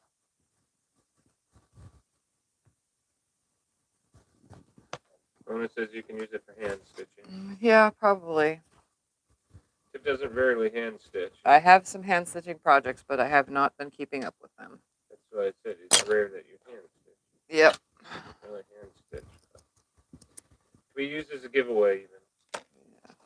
Future giveaways. For more people to have the trouble. No, for people that do All right. hand sew. You have I'm going to take this hand sew. over to the sewing machine now. I wasn't I mean the sewing machine. The iron. I'm going to go over to the iron. That's fine. All right. And I'm going to press that, and then I'm going to sew it. So I'm going to make it nice and flat.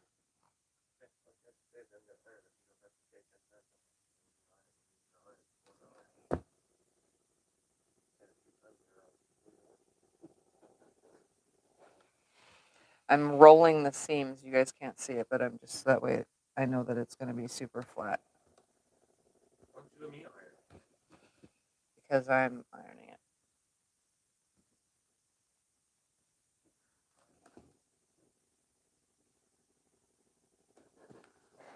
All right. Here is going to be one slip pocket, which I'm going to split into two. But for now, what I'm going to do is I'm going to stitch across the top, and then I'm going to stitch across the top for now, because that's how I do it. So 1/8 of an inch from the top, straight down, stop the other side, and now I'm going to center it on this thingamabobber, the lining. Move all that out of my way. I want it to end up towards the bottom of the bag, so about right here. And just for measurement's sake, it is 3.5 from the top. Yep, 3.5 from the top, and 2.5 on each side. What's the thread test? Breaking it. Do the thread test. Pulling it and breaking it with my hands. Okay. I can do the thread test. All right. And now what I'm going to do is this is going to stay where I put it. It looks pretty good to me. Just going to bring it over here, and I'm going to stitch all the way down across the bottom, and I'm going to split this directly in half and turn it into 2 slip pockets. So I'm just going to go eyeball it in half, and if you don't want to eyeball it, this thing is, the half mark is at right here. Just measure your half if you need to measure your half. And I will just eyeball my half about right here and draw an invisible line. Oh, wait, I'm actually drawing a visible line. There we go. Doo-doo-doo. Slide it under. I'm going to back stitch a couple times right here at the top because I know that slip pockets get pulled on quite a bit. And now I'm just going to stitch all the way around. And it's also going to seal close that opening I left at the bottom. Because I had an opening, it's going to seal that right now. So I'm going to stitch right up to my halfway mark. Right here, I'm going to go up and then come back down.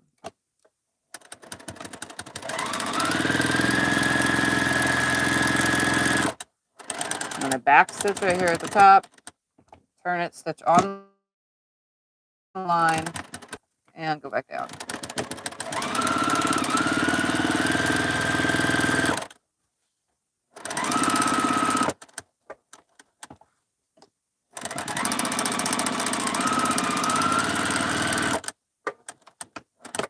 And I always back stitch at the corners. I don't know why. It's like I feel that we're going to be putting heavy stuff in our slip pockets.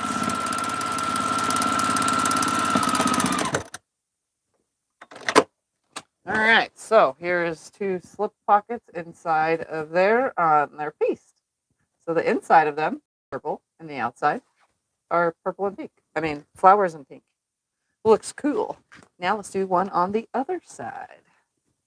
And snip this thread right here, my starting thread. All right, next slip pocket's going to be smaller because we're going to make it with this one. I'm just going to go ahead and cut this nice and straight right here. And one side is already together, so I really don't need to do anything to that. All right. Oops. Oh, it'd be best if I did this right sides together.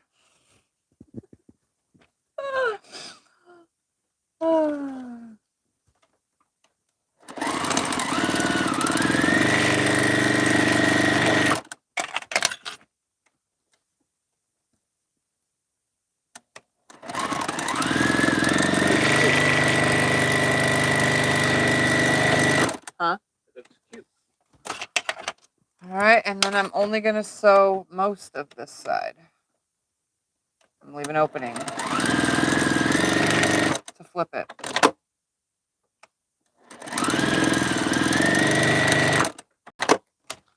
I'm also going to do the same thing of cutting my corners right up to the stitching, but not the stitching. Just to get rid of the bulk in the corners on the flip side. You don't want to see it on the flip side, and I accidentally cut the corner. So you know what I do? I stitch it over again. Right there at the corner so that it can't be undone.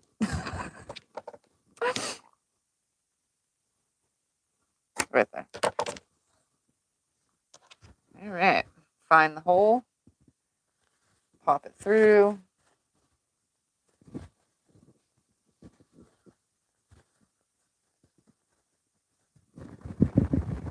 Shake it.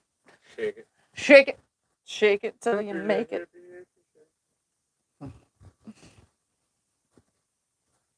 Okay. Poking them out. I'm just going to roll it with my fingers, and then we're going to take this over to the iron and make it a nice pressed piece. And folding this in at the same time right here so that it can also be pressed with the iron.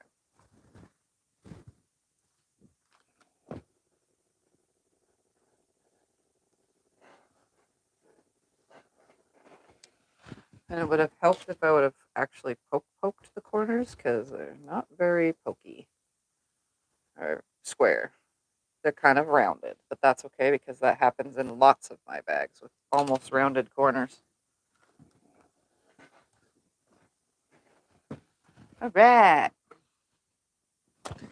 Let's do the same thing now, except this one, I am going to line it up more central because it's smaller. Where's my opening? My opening goes at the bottom. I always put the opening at the bottom. Just going to, that's 3.5 inches down. And that's center about right there. This one I'm going to stitch down over, and I'm going to stitch about 1 inch from the edge, which I'm going to mark it. That way I can have a pin pocket on this one. So I'm going to just mark it at 1.5 inches like this. And then I'm going to go across this first. I haven't done that yet. I forgot. Down the one side, all the way around. Let me do this top stitch first, though, because I spaced that.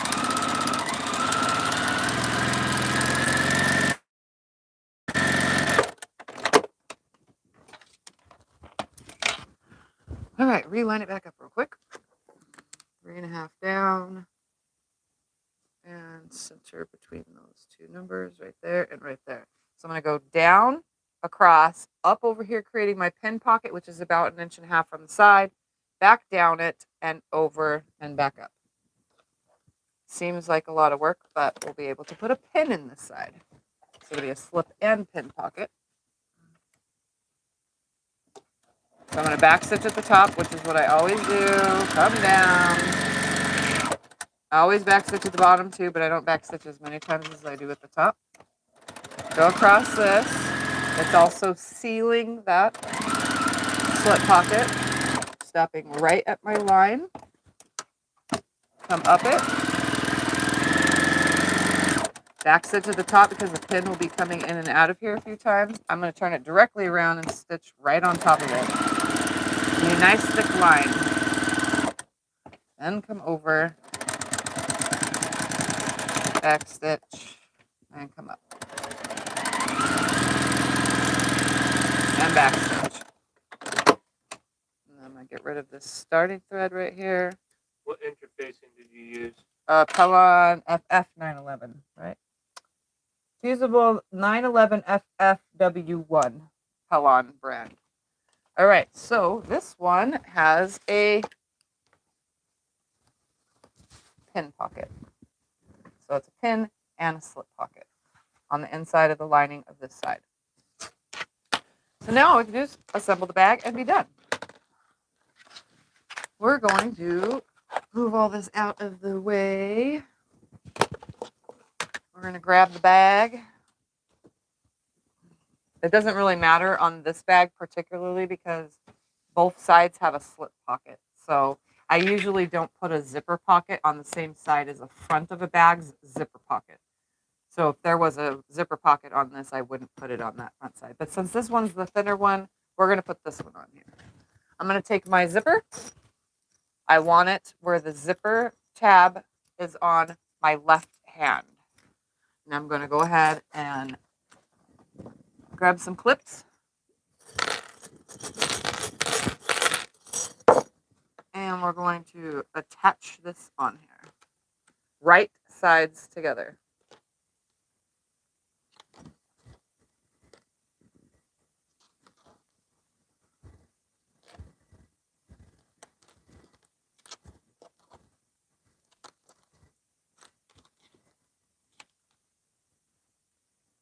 There we go.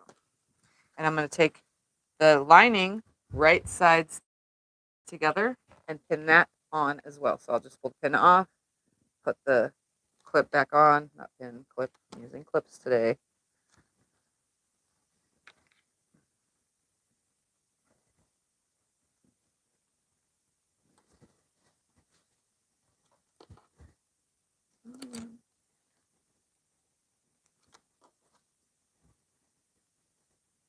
Come on. My zipper wants to slide down as I'm removing the pins and or clips and re-putting them back on. All right, so now just with my regular zipper foot because with my regular foot, not a zipper foot because it's big and it has room, I'm going to sew a 1/4 inch from one side to the other. I'm feeling for my zipper as I go, so I know that my foot is right next to the zipper, not on the zipper. And when I get to where I can feel the zipper head, I'm going to lift up my presser foot, come underneath, move the zipper head out of the way, and continue on with a 1/4 inch seam.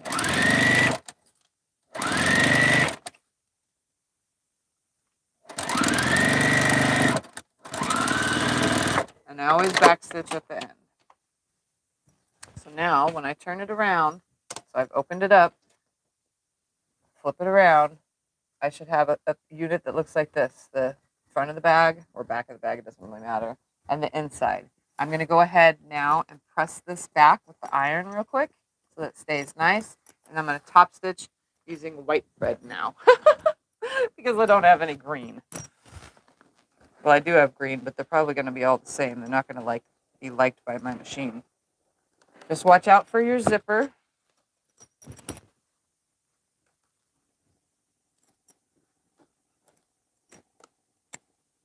You don't want to ruin your iron with your zipper. So I'm going to make sure that that's nice. Throw these out of the way. And now I'm going to top stitch on here. I'm just going to change my stitch length, though, to a 3.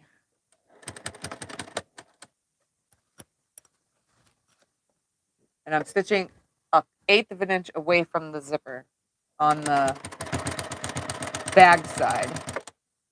Making sure everything stays nice and flat.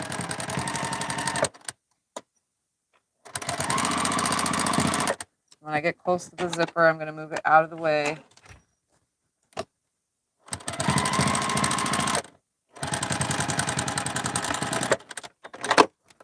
So your unit should look like this. So it's top stitched. You can see the top stitch across the back.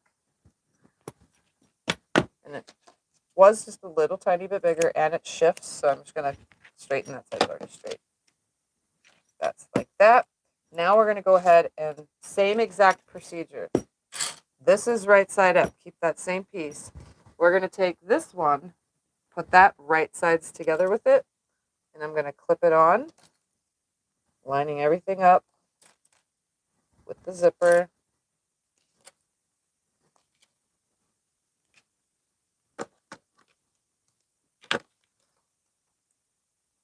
just like this. And then I'm going to turn the whole unit around and put my other lining piece right sides together with the other lining piece. I'm going to go ahead, clip this on.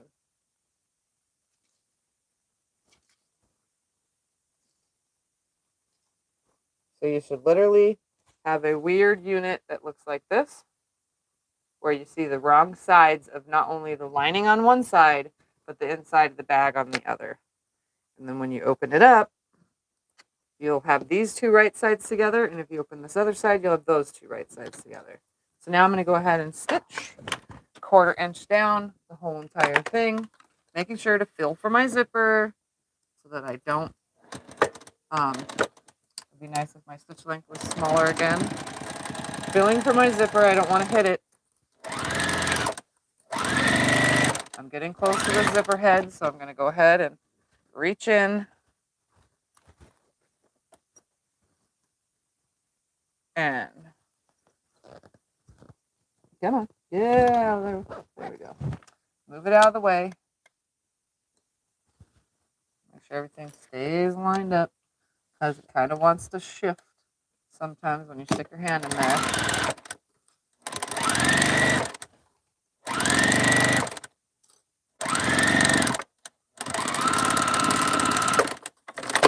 All right. Again, we're going to open this up. Open that up. I'm going to go ahead and press this right here back so that this is flat and I can top stitch now this side that I just sewn. Close the zipper for this part. It's nice and flat.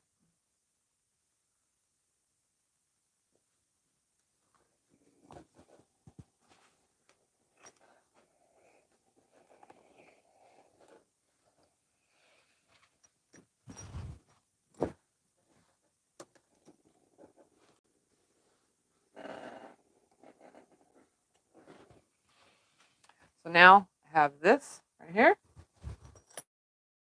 Right, and I'm going to go ahead and top stitch on this side now, 1/8 of an inch from the edge of that zipper. And I'm also going to change my stitch length again.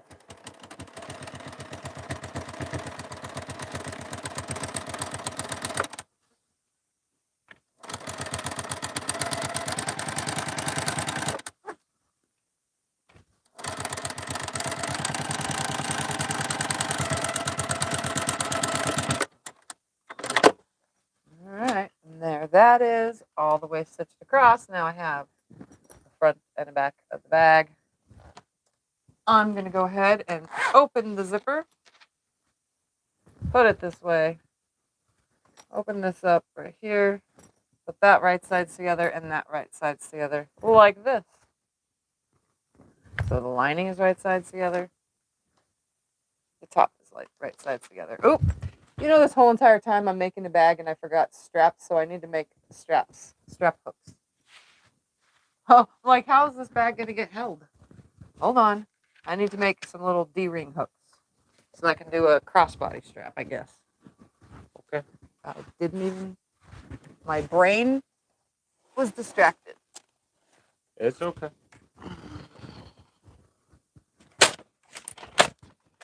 Sorry, guys, I really did have a, what is it called? A brain fart. It's okay. All right, those I need. I need a slider. And I need some D-rings. 2 of them. My strap is probably going to be made in the flower print. But this hook we're going to make with this purple. Actually, let's use the smaller scrap. No, we need this one because I need it to be 4 inches. Rich said I didn't even notice about the straps. Yeah, I totally forgot that part. Duh. It's okay. Keep on going. Right. You're doing good. 4 by 10. Did I get you juice or water? No. Okay. Yes, water. No yes? Yes, water. You got a no yes? Okay. So I'm going to cut a 4 by 10 inch piece. We got a no yes going on. I'm going to just, I'm going to straighten this side right here because it was kind of crooked. go.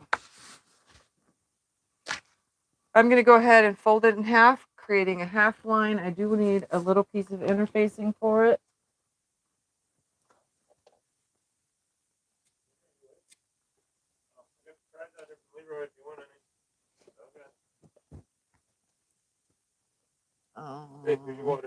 Okay, 2 seconds. I'm trying to find a scrap piece of stabilizer. Are you kidding me? There is none? Not of this one? Oh, here we go. Right here. We're going to cut a 2-inch strip off of here by 10 inch by, not really, yeah, 10 inches will be fine. 2-inch by 10-inch. Because I don't need it to be a super big piece.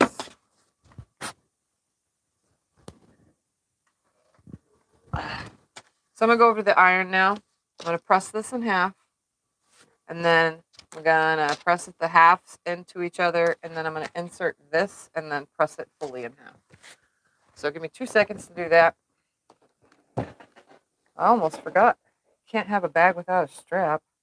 It's been weird. Weird.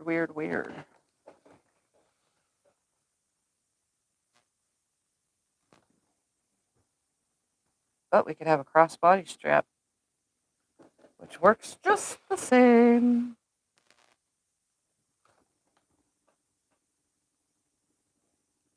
Put this in.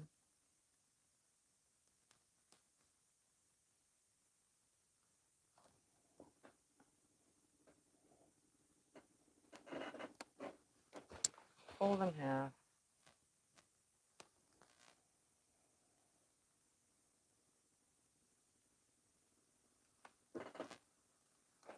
So you should have a unit that looks like this. Okay, it's folded in. It was folded in half, and then folded. The two halves were folded into the half. And now I'm going to go ahead and just sew both sides.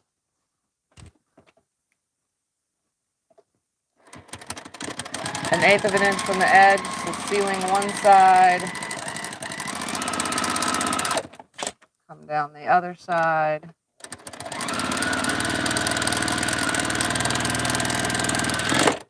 I'm going to go ahead and cut this exactly in half to make it 2 5-inch pieces, which are just going to get trimmed anyway. But for now, we're going to grab a D-ring for this one and a D-ring for this one. And I made them oversized because I don't know exactly where they're going to sit. I want this to go out of my way. So I only need them to come out one side. So when I open the bag, it's going to flip out this way, right here. And I've tried to do these from the top, but I can't get it to fold right. So when I fold it like this, I can't stitch over it. It won't let, I mean, this machine will sew through lots of layers, but it won't with the layers with the interfacing and stuff. So I put it in at an angle. And I just kind of choose for it to land. I want it to land mostly at the top. So I'm going to put one corner at the edge down here, and then I'm going to line it to where my D-ring lands at the top of the opposite side of my zipper. And I'm going to go ahead and clip it right there, because that's where I want it to stay. And then I'm going to do the same thing on the other side, but I'm going to aim it from the other side. So I'm going to put the D-ring at the top. I'm going to line my bottom up right here. I want my D-ring to land at the top on the other side of the zipper. And then it doesn't really matter what side they go on. They come out at the same time, but this makes it look more equal for me before I do anything. So I'm going to go ahead and stitch this on. And yes, it's hanging out quite a bit, but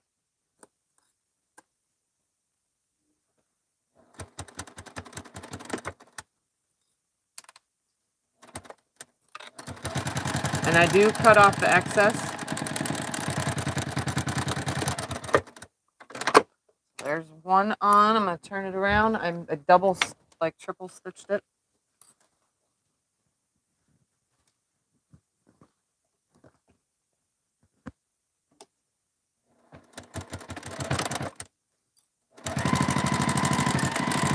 I can't believe I had forgot that.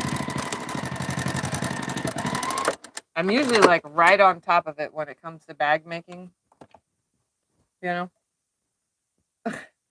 This time I almost forgot. I broke thread, by the way.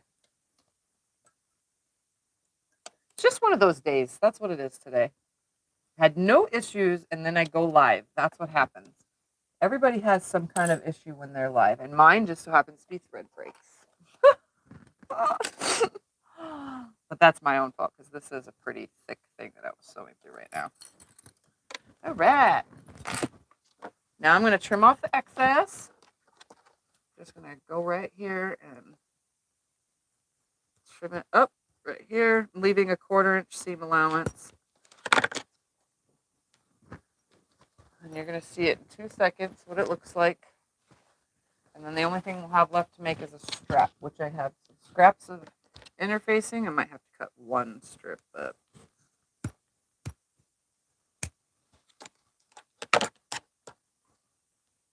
So here are what they look like right now, hanging out on each side. And always face them in like that, because when the bag is together, it's going to stick out like this, out and up. So it's going to act like it's sitting at the top fold of the bag. So that's a good thing. We're going to make sure that the D-rings are out of the way. I'm going to fold this back right sides together on both sections.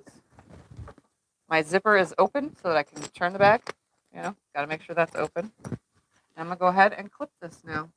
So I'm going to fold this into the lining. I'm going to make sure that dang D-ring stays completely out of the way.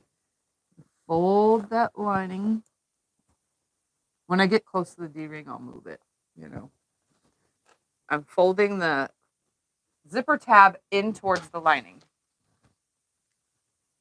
So I'm just going to go ahead, fold the zipper tab in towards the lining on this side as well.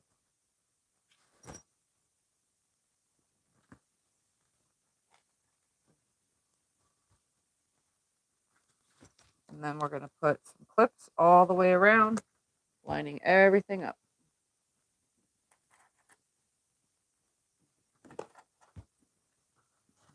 And the main thing I'll pay attention to is when I'm on those sides near those D-rings, I'll make sure that I don't run them over. Flip across the bottom.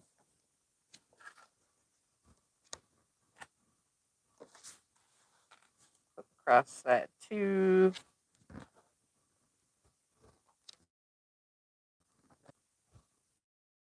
And then clip the lining.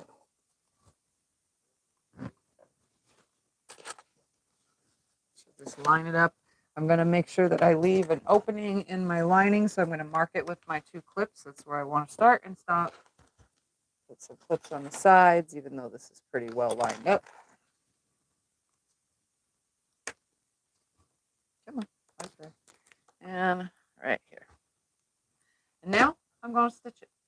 Starting, I think I'm going to start around the D-rings first, just so that I can make sure that they stay out of my way.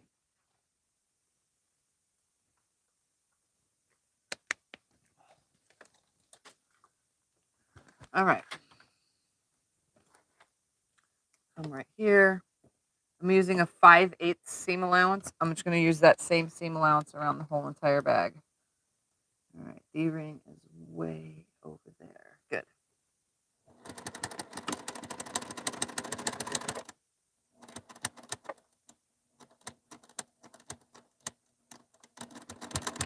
Feeling for it.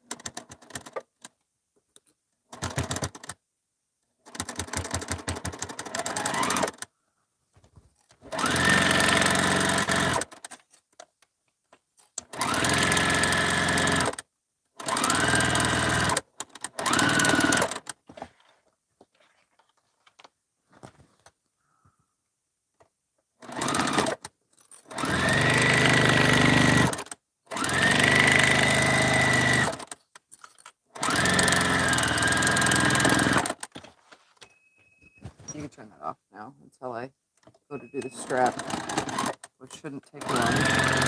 Okay.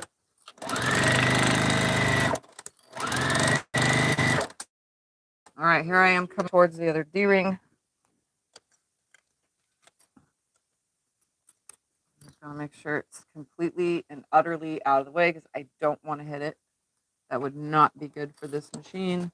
Since I already put this machine through enough hell, I don't need to do any more to it. All right.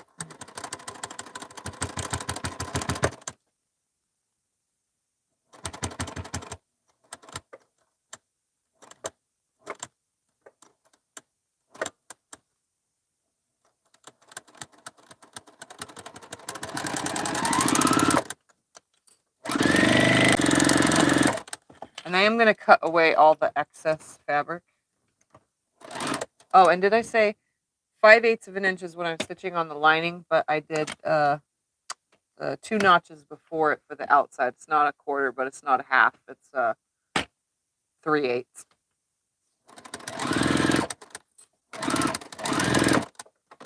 Let's skip that. Come over here to this.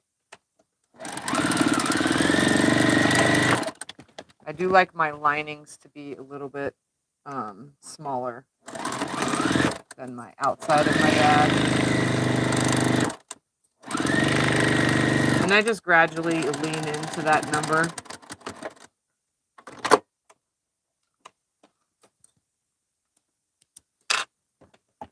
All right. No!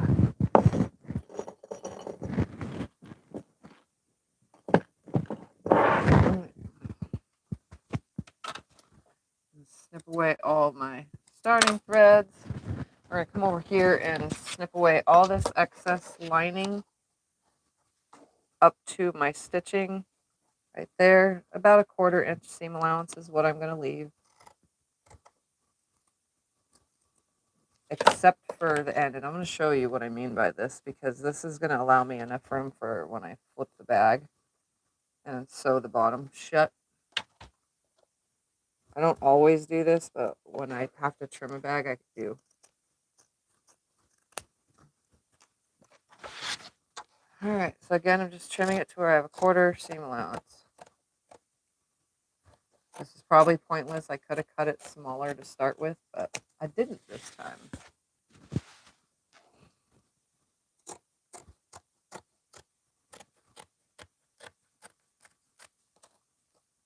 And I'm going to leave the outside of the bag alone because that's good. So this is what I mean. See how it sticks up about a 1/4 of an inch right there? That way when I go to fold in and close the bag, I have a little bit more lift from the end. So let's turn this out. Oh, not yet. Sew corners, Tiffany. See, I'm ahead of myself. It's a very skinny bag. That's what this is. It's a skinny bag. I'm not even going to clip them. Just going to sew them.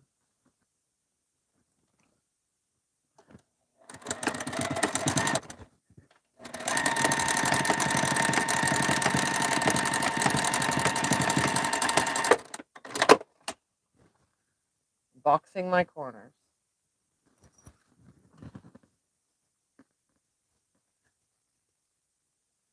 That way and that goes that way.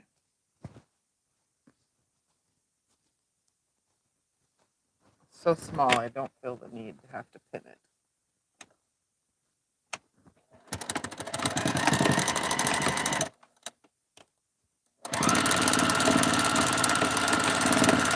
And I do back stitch along the way. Weird, right? I know. I do things differently. And I made sure that my seam is facing one way. So I'm going to do these corners now because I totally would forget.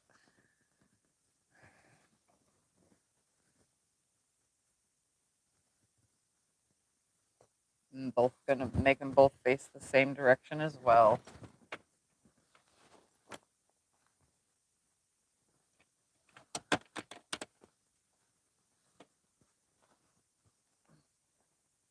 Stay. All right. Will it work? Will will work. Yes, it will. No, Better. will it?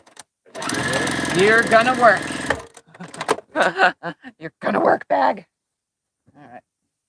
Split this open. I pushed the seam that way, so we want this one this way. Well, this one wants to lay nice right away. Why didn't the other one? Oh, Crystal says you amaze her with your progress. Now, we're going to make a quick strap real quick because that's one thing that a lot of people struggle with. So I'm going to make sure that I go over today is this strap and which way it goes.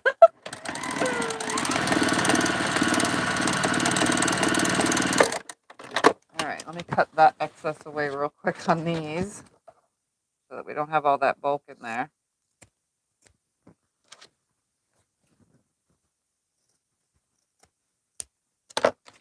All right, now we can flip back. Just going to pull it through. It's a very floppy bag because I did not put anything thick in here. It's very thin. It's just one layer of batting.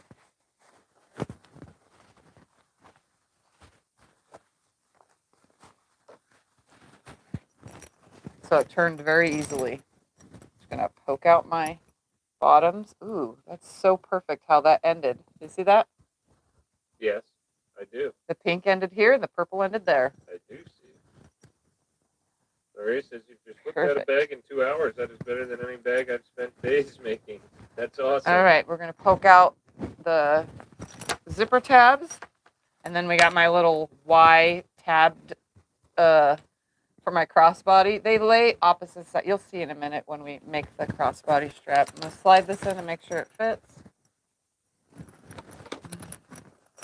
I try to do projects that I can do most of it in one video because I hate sitting it aside and then by next week I'm like, do I really want to do that? Where did I put it? How is it going to get finished? Where am I going to fit? What am I going to do?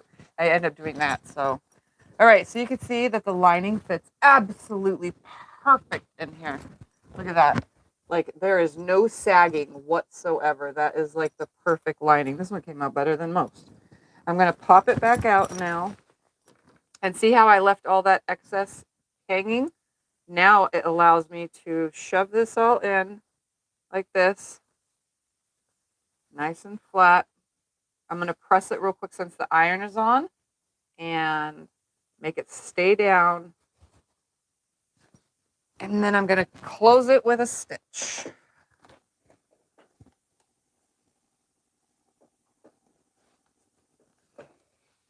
So it's nice and pressed. I'm just going to go, I don't know why I do this, but I do it because I don't want the stitch to be just from here to here. I go from one end to the other of the stitching with the stitching. I don't know why I do.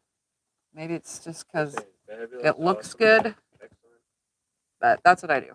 So I'm going to just come right here at the end and right along the edge, 1/8 of an inch from the edge, I'm going to stitch all the way across.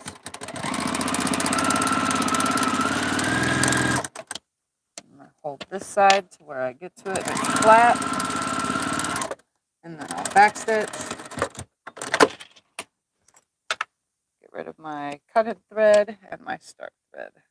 Do you have your own bag tags to put in it? I do, but I didn't put one in this.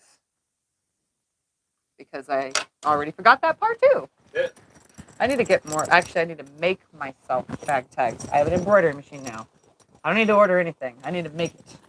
All right. All right. So here is the bag. And when I stitched across that bottom in there, I don't know how well you guys are going to see inside that bag, but I stitched it across the whole entire bottom. So again, from one side of the edge to the other where the corners come in. And I think it just lays better. I don't know. But we're going to make a strap real quick because. Have you ever done a backpack? Yes, I've made a backpack for Maxine, and I have not made one since. Trying to like push the corners perfectly into each other. There we go. It's laying so nicely in there. I'm going to zip it shut. So one side we have a beautiful peacock. And the other side is a zipper pocket. All right, let's make a strap real quick. We're going to just make it out of the flower print. I'm going to go ahead and cut 2 4-inch strips off of here. And this is not going to be enough to have to save that. So 2 4-inch strips. Because I need at least 64 inches. And I need to like straighten this out. Turn it around. Because I always cut a 64-inch crossbody strap. All right, so there's one. And here's the second. And what I'm going to do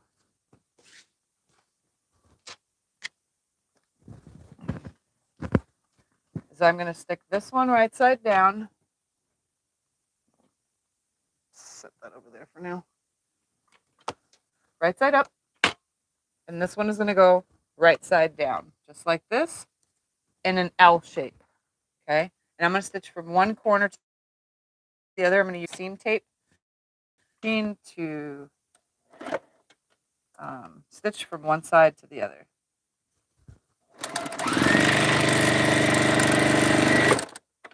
So that way when I open this up, it's like binding. It creates one solid long piece. But I'm going to go ahead and cut that excess away now. Well, they're all loving it. They're so pretty and beautiful and awesome. Love it. Love it. We're going to go over to the iron and we're going to press this whole entire thing in half. Which, everything but 64 inches. You want to know how I do that? I lay it on my ironing board because my ironing board is 64 inches long. So I lay it on my ironing board. You guys can see I'm folding it on top of itself. I'm going to create a cut right here on this side. I'm going to do the same on the other side because I have selvage still on that end. So, oops, get in there. Get in there. So I cut off one end. I'm going to go to the other side of my ironing board and do that same thing. I'll get it. I'll get it.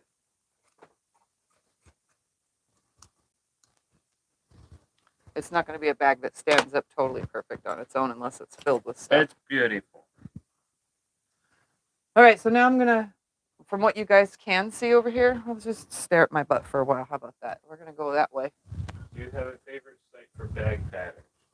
I don't get bag patterns, other people's bag patterns. I'm going to press this seam open. I usually don't, like for binding and stuff, but with bags I do. So my seam is pressed open in there. We're going to press this in half all the way down.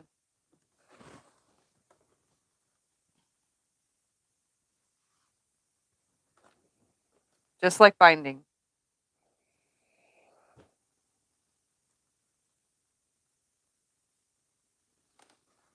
I try to get it started. And then press it. Press it. How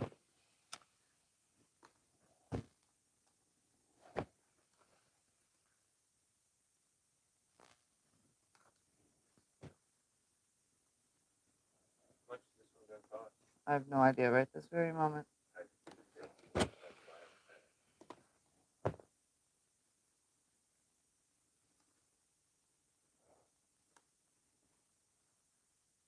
All right, so one side to the other. Now on each side, before I fold it in half, again, I'm going to open this whole thing up because now I have that center crease. Move you guys that way for that. I'm going to go on each end and fold in about 1/2 inch. Just on the ends real quick.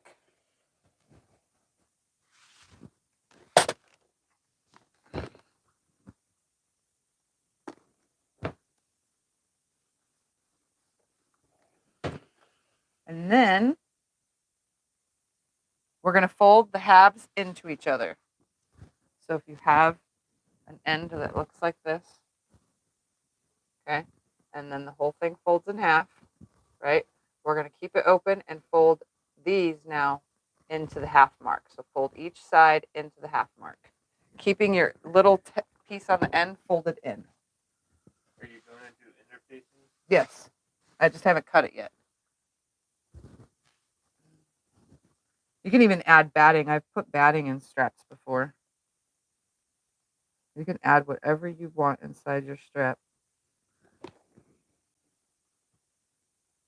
All right, so I'm going to go from one side to the other, doing first half, and then I'll come back and do the other side.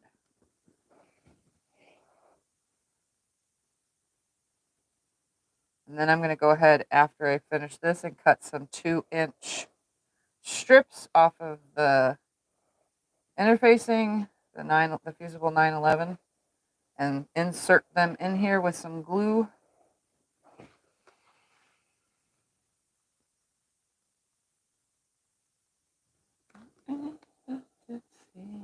You're using your favorite iron, right? Yes, this is a reliable compact vapor generator iron. It's an expensive iron. And it's like when you touch your hand on the handle, it makes the steam come out. If your hand, you could turn that off, the sensor, and not have steam come out when you touch your hand on the handle. Or you can just not touch your hand on the handle and not have steam. But I like steam. I get a facial every time I do this. Maybe that's why I have such clear skin lately. Because I give myself a steam facial every time I'm in here ironing. I'm telling you guys, it's got to be like something that's real and true. I get the random pimple, but you know, the more I iron, the less pimples I have. So steam is good. All right. Now that I have it folded in half and in half, you know, on the sides, we're going to open it back up and I'm going to cut some interfacing and insert it in here and glue it down because we want it to have a little bit of sturdiness to the strap. So I'm just going to cut these strip pieces these pieces into strips that I have left, into 2-inch strips. Well, I'll get 2 off of this one.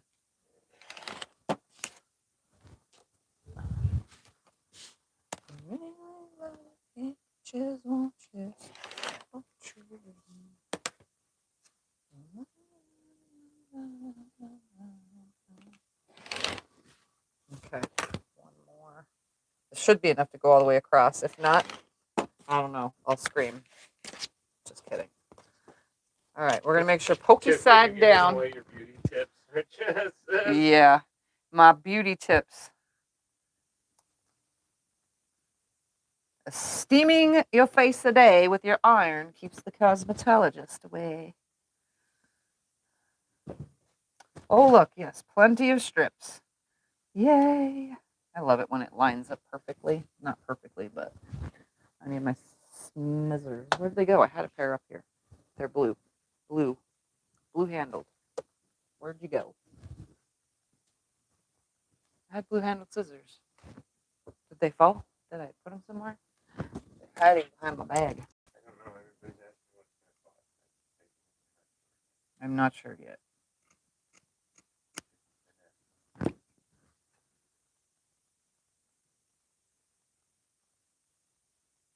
I don't think of that before I make things like this on the fly. Okay, now I'm just going to go ahead and press it back in half, folding the interfacing into it as I press.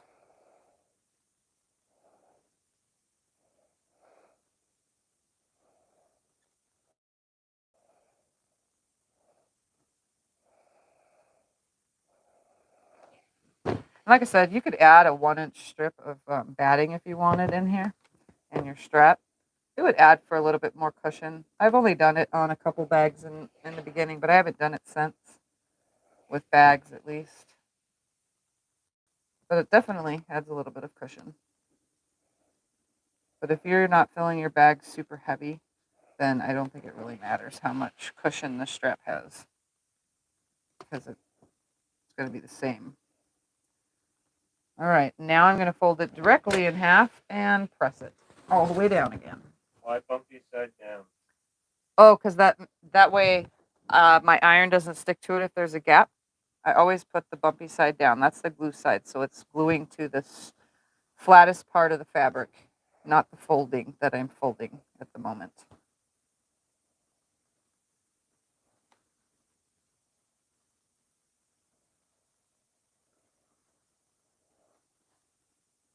All right.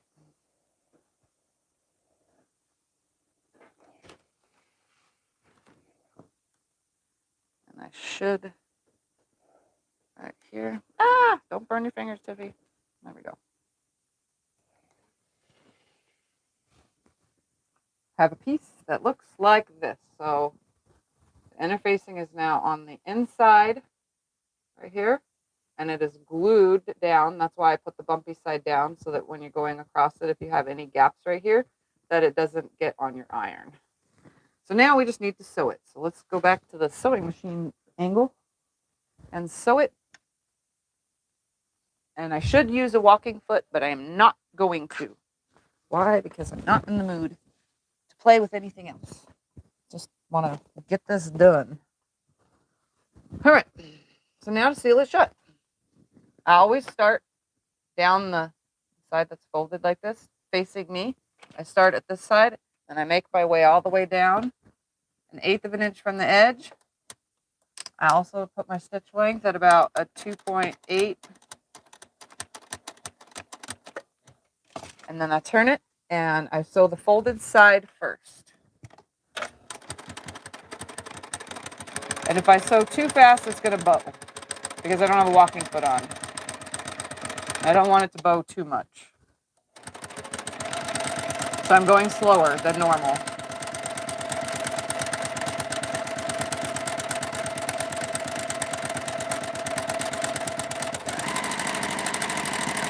Okay, I can go a little bit faster.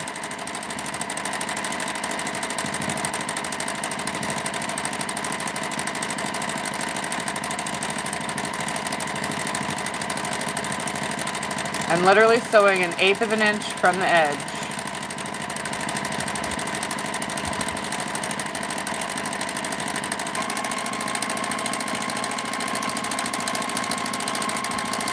Come to the end.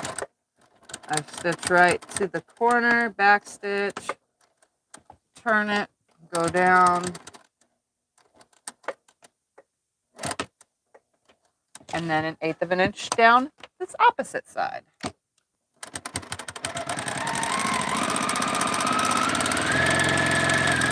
And this is how I usually sew this fast.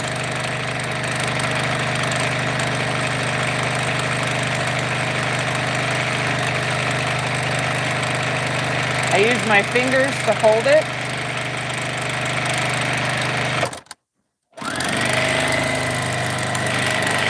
And then I sew off the edge. Just like that, we have a strap. Now we just need to put the thingies on. The part where everybody gets confused with crossbody straps is the lobster claws and the slide adjuster. I'm just snipping away the extra threads. All right. The part that everybody gets confused with. We're going to start with a slide adjuster. If you don't know what that is, it's a piece that looks like this. And this thing slides back and forth. Okay?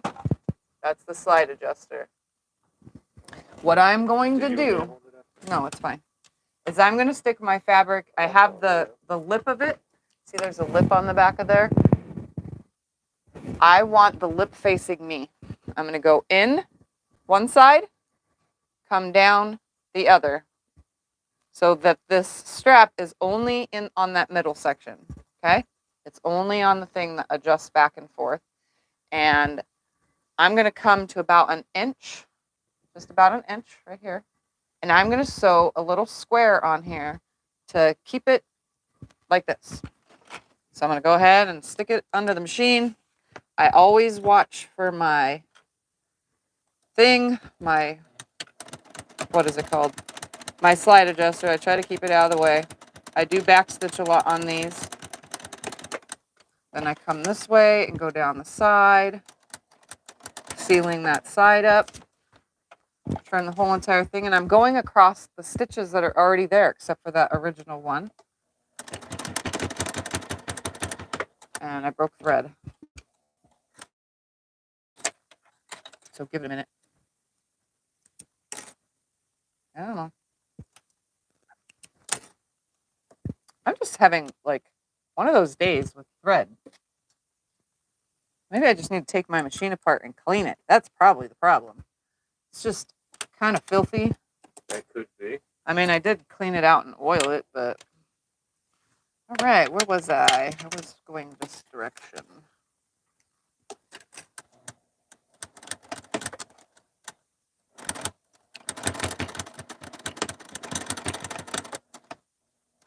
Right there. Stay on that.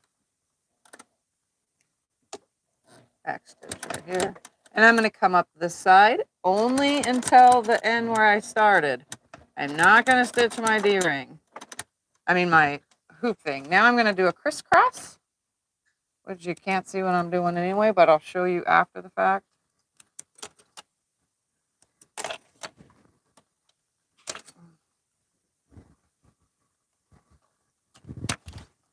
I'm going to cross from one side now to the other.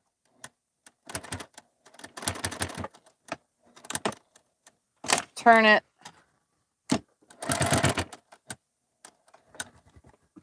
One more stitch. And now I'm going to cross from one side to the other. Again, I'm actually paying attention not to hit this slide adjuster. I'm keeping it out of the way at all times.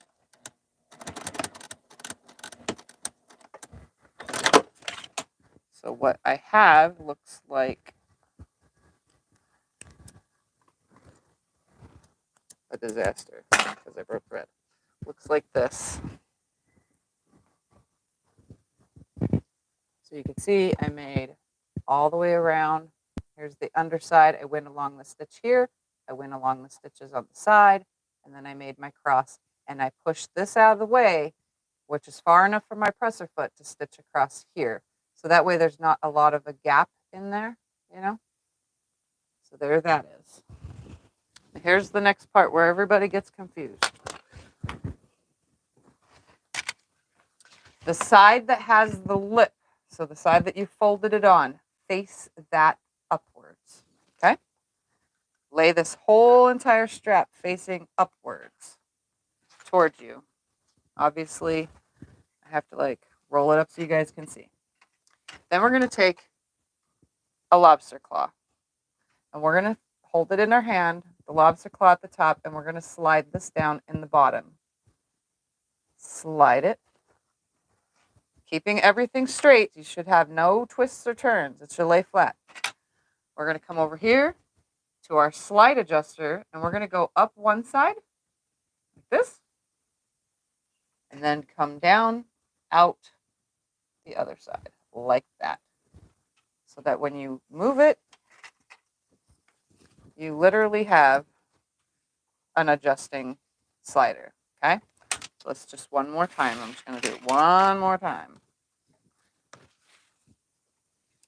The side that I folded over and sewed down where you can feel the lip, it's not the pretty side. It's, I consider it the ugly side because there's a fold, you know, right there. That faces up. The whole entire thing faces up. Just drag it with your hand.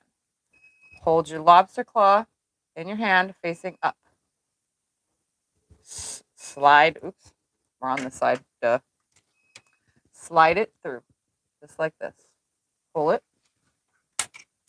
Keep the whole thing flat. You can unplug the iron. I'm totally done with it now. Okay. Slide it till it's flat.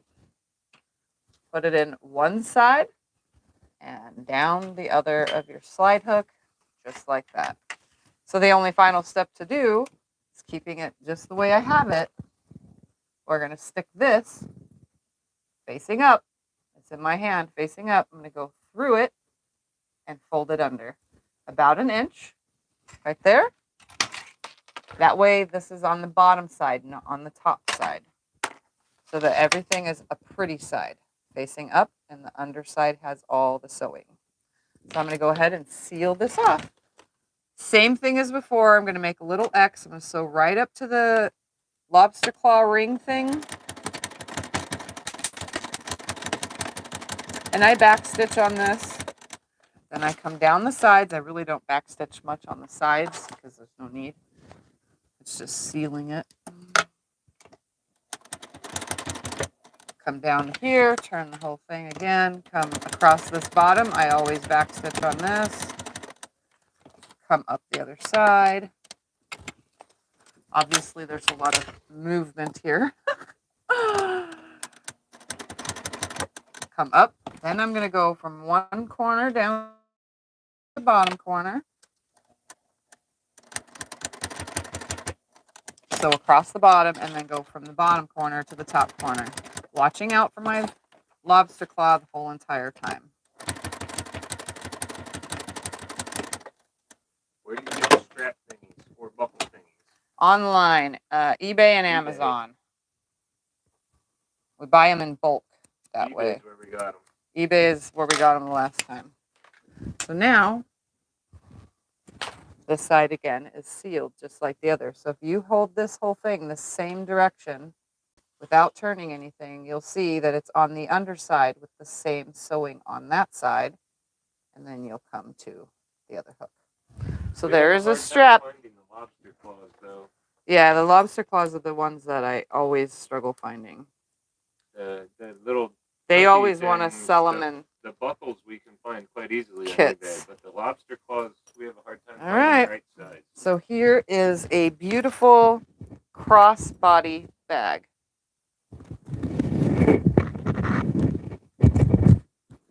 That's fine. Right here. So it can be adjusted to be really close up to you, or you can hold it on this side like this, and you have yourself a pocket right here to stick whatever you want in, like your cell phone or what have you. Then you can open your bag and you have a slip pocket, a pin pocket, and then two slip pockets that my hands fit in on this side. So you could put your cell phone even in those. Just like that. So let me bring it up close to the camera. So here's the outside. You can see, obviously I finished it off with white stitching, but it's really hard to see it anyway. So I guess that's a good thing. The other stuff is all finished with white stitching, but there it is. We'll look at the inside of this pocket up close real quick. That. And then here's the Wild and Free Peacock. Has plenty of room to be seen. It's beautiful, beautiful, beautiful. Is that what I said? Oh, decision $75. Yep. Oh. Okay, so there's the lining. There's one slip pocket there. You guys saw, obviously, before I put it together. It's hard to see now, but it's a two-color one on this side.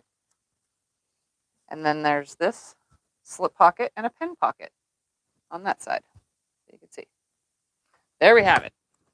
So it's a loose bag, so it's not like, you know. And then the bottom, obviously, is the yellow. And the awesome part is, obviously, the fact that I embroidered a peacock and put it on the bag and said wild and free. Because, you know, everybody's wild and free. We all have a little bit of wild and free. Yes, I embroidered this myself on my new embroidery machine. And I didn't know what to do with it. And then it spoke to me. It said, make a bag. So here it is. A lovely crossbody bag. And like I said, do you guys see, this is what I talk about with these D-rings right here. You see how it has enough room? It naturally just flips to one side here. And you can see that the other one naturally flips to the other side. It's rare that they go on the same side. You know, it just naturally wants to go to the same side. I mean, the opposite sides. So it lays against your body easier. I know it looks weird at first, but I cannot for the life of me figure out how to make them be upright from the end of the bag. I've tried several times, all with fail, and it's never worked. So I don't know, just whatever. I'm just going to make my bags like this, you know, for crossbody. I mean, I could put it in from the zipper, put the, you know, the thing up at the zipper on each side. What but, would you use to make it stand better? If you want something to be a little bit more stand up right on its own, with stuff in it, this will stand up just fine.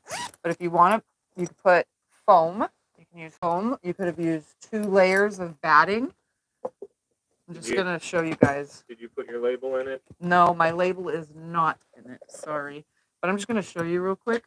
Once there's stuff in it, I'm just going to fill it with a bunch of junk just so you guys can see.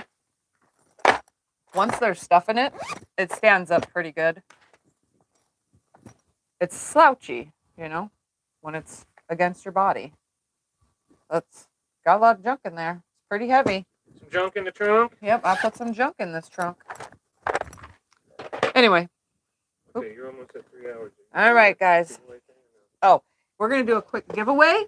So if you didn't know, and I'll explain this while I'm pulling, I hit 22,000 subscribers. And since you all are here, I figured I would give away something as a thank you for allowing me to hit 22,000 subscribers by sharing and commenting and so on and so forth with my videos.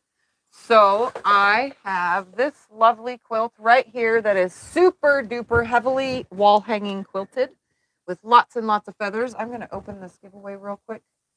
Hold on, you guys are going to have to give me a second while he holds that up. Let me hold the thing. We're going to go to the giveaways. Where is it? Right there. So give me a second, guys. Add giveaway. It's custom. And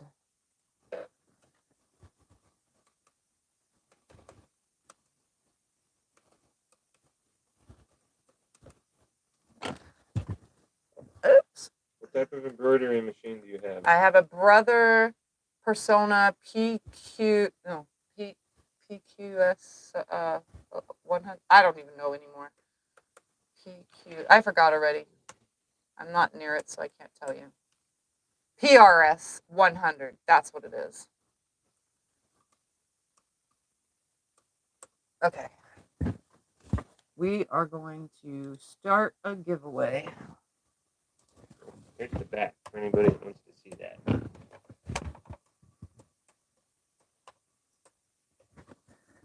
All right. Add. Custom. And all right. I started a giveaway. So you guys can all enter explanation raffle to enter to win this quilt right here. Not the bag. The bag is for Not sale. the bag. The bag is for sale. So you guys could start entering. Should be working. There we go. I see it working. So that's how you guys enter explanation raffle. This is only during the live. So if you are watching this as a replay, just know that you don't need to enter that explanation raffle into the comments because it's not going to work. It only works during the live stream. So if you are live, you're going to be one of one lucky winners for this quilt. That is, I forgot how big, but I'll tell you right now.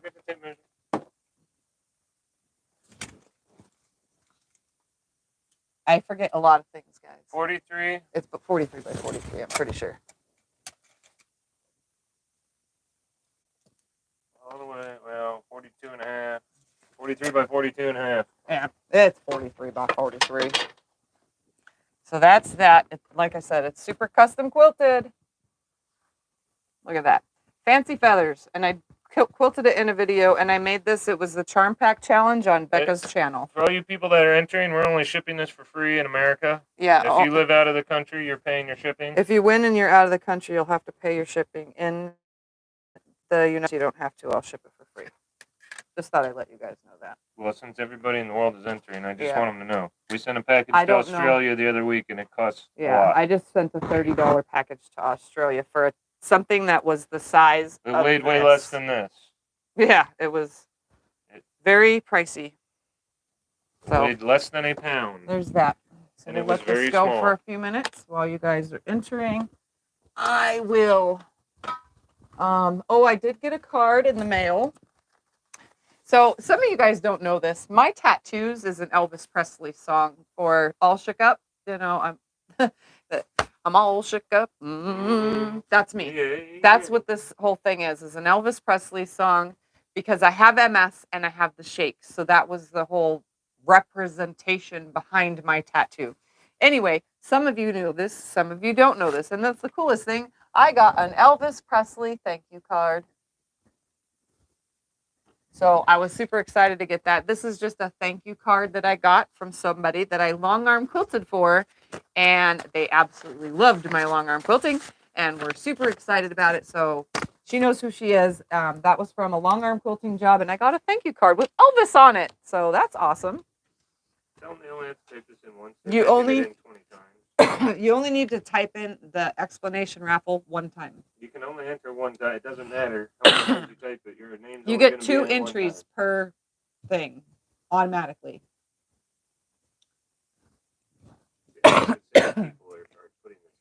If it doesn't say your name, if it doesn't give you like red highlights saying you have 1 entry from the chat bot, that is just because the system is behind from all the entries.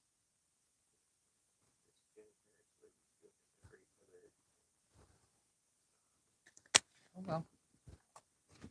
All right. Still going. Give you guys a few more minutes. It's still accepting. A few more minutes.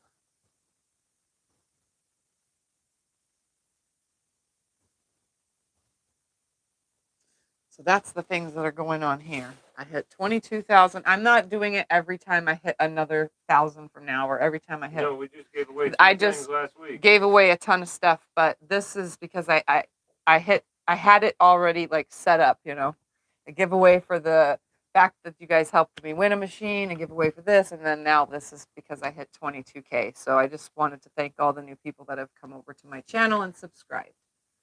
So that is why I'm doing this today.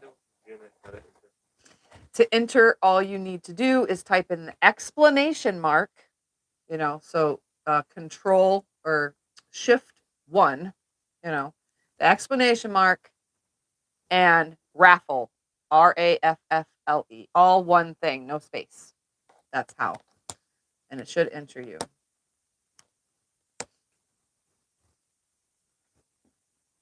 Oh my God, I had that Elvis doll. I hated it. The gold was not my thing. It wasn't a Barbie, LOL.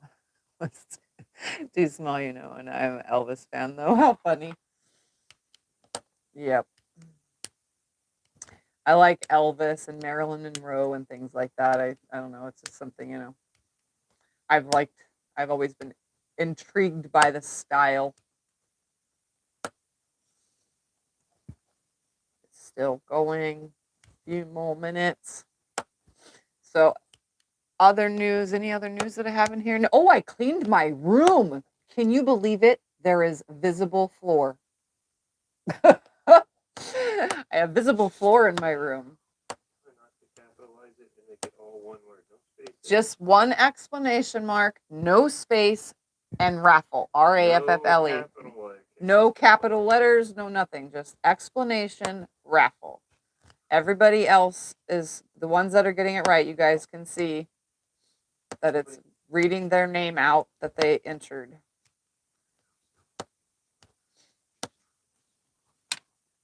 All right. It's got 1 more minute. 1 more minute. It's a 1 more minute. Thank you, guys. Here's the bag again. I'll show it to you while it's doing its thing.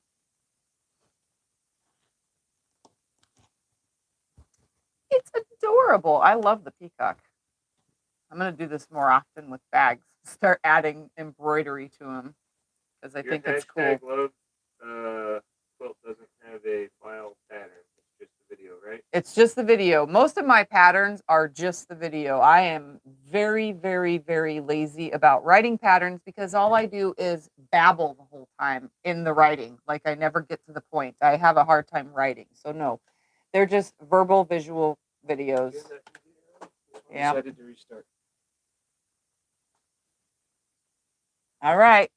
It has now closed. Let's go over to pick a winner.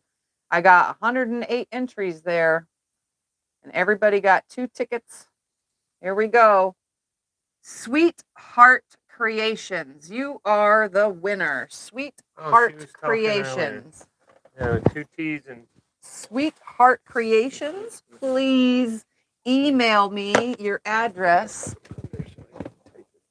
I need that name down yeah, on that's something. what I was gonna. Oh, look. write it down then over there.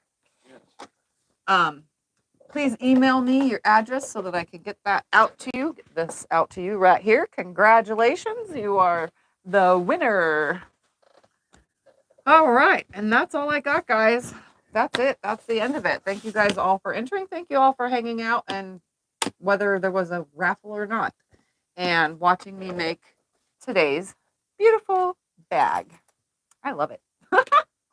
Anyway, I'm going to get off of here, and I will see you guys when I figure out what I'm doing Wednesday.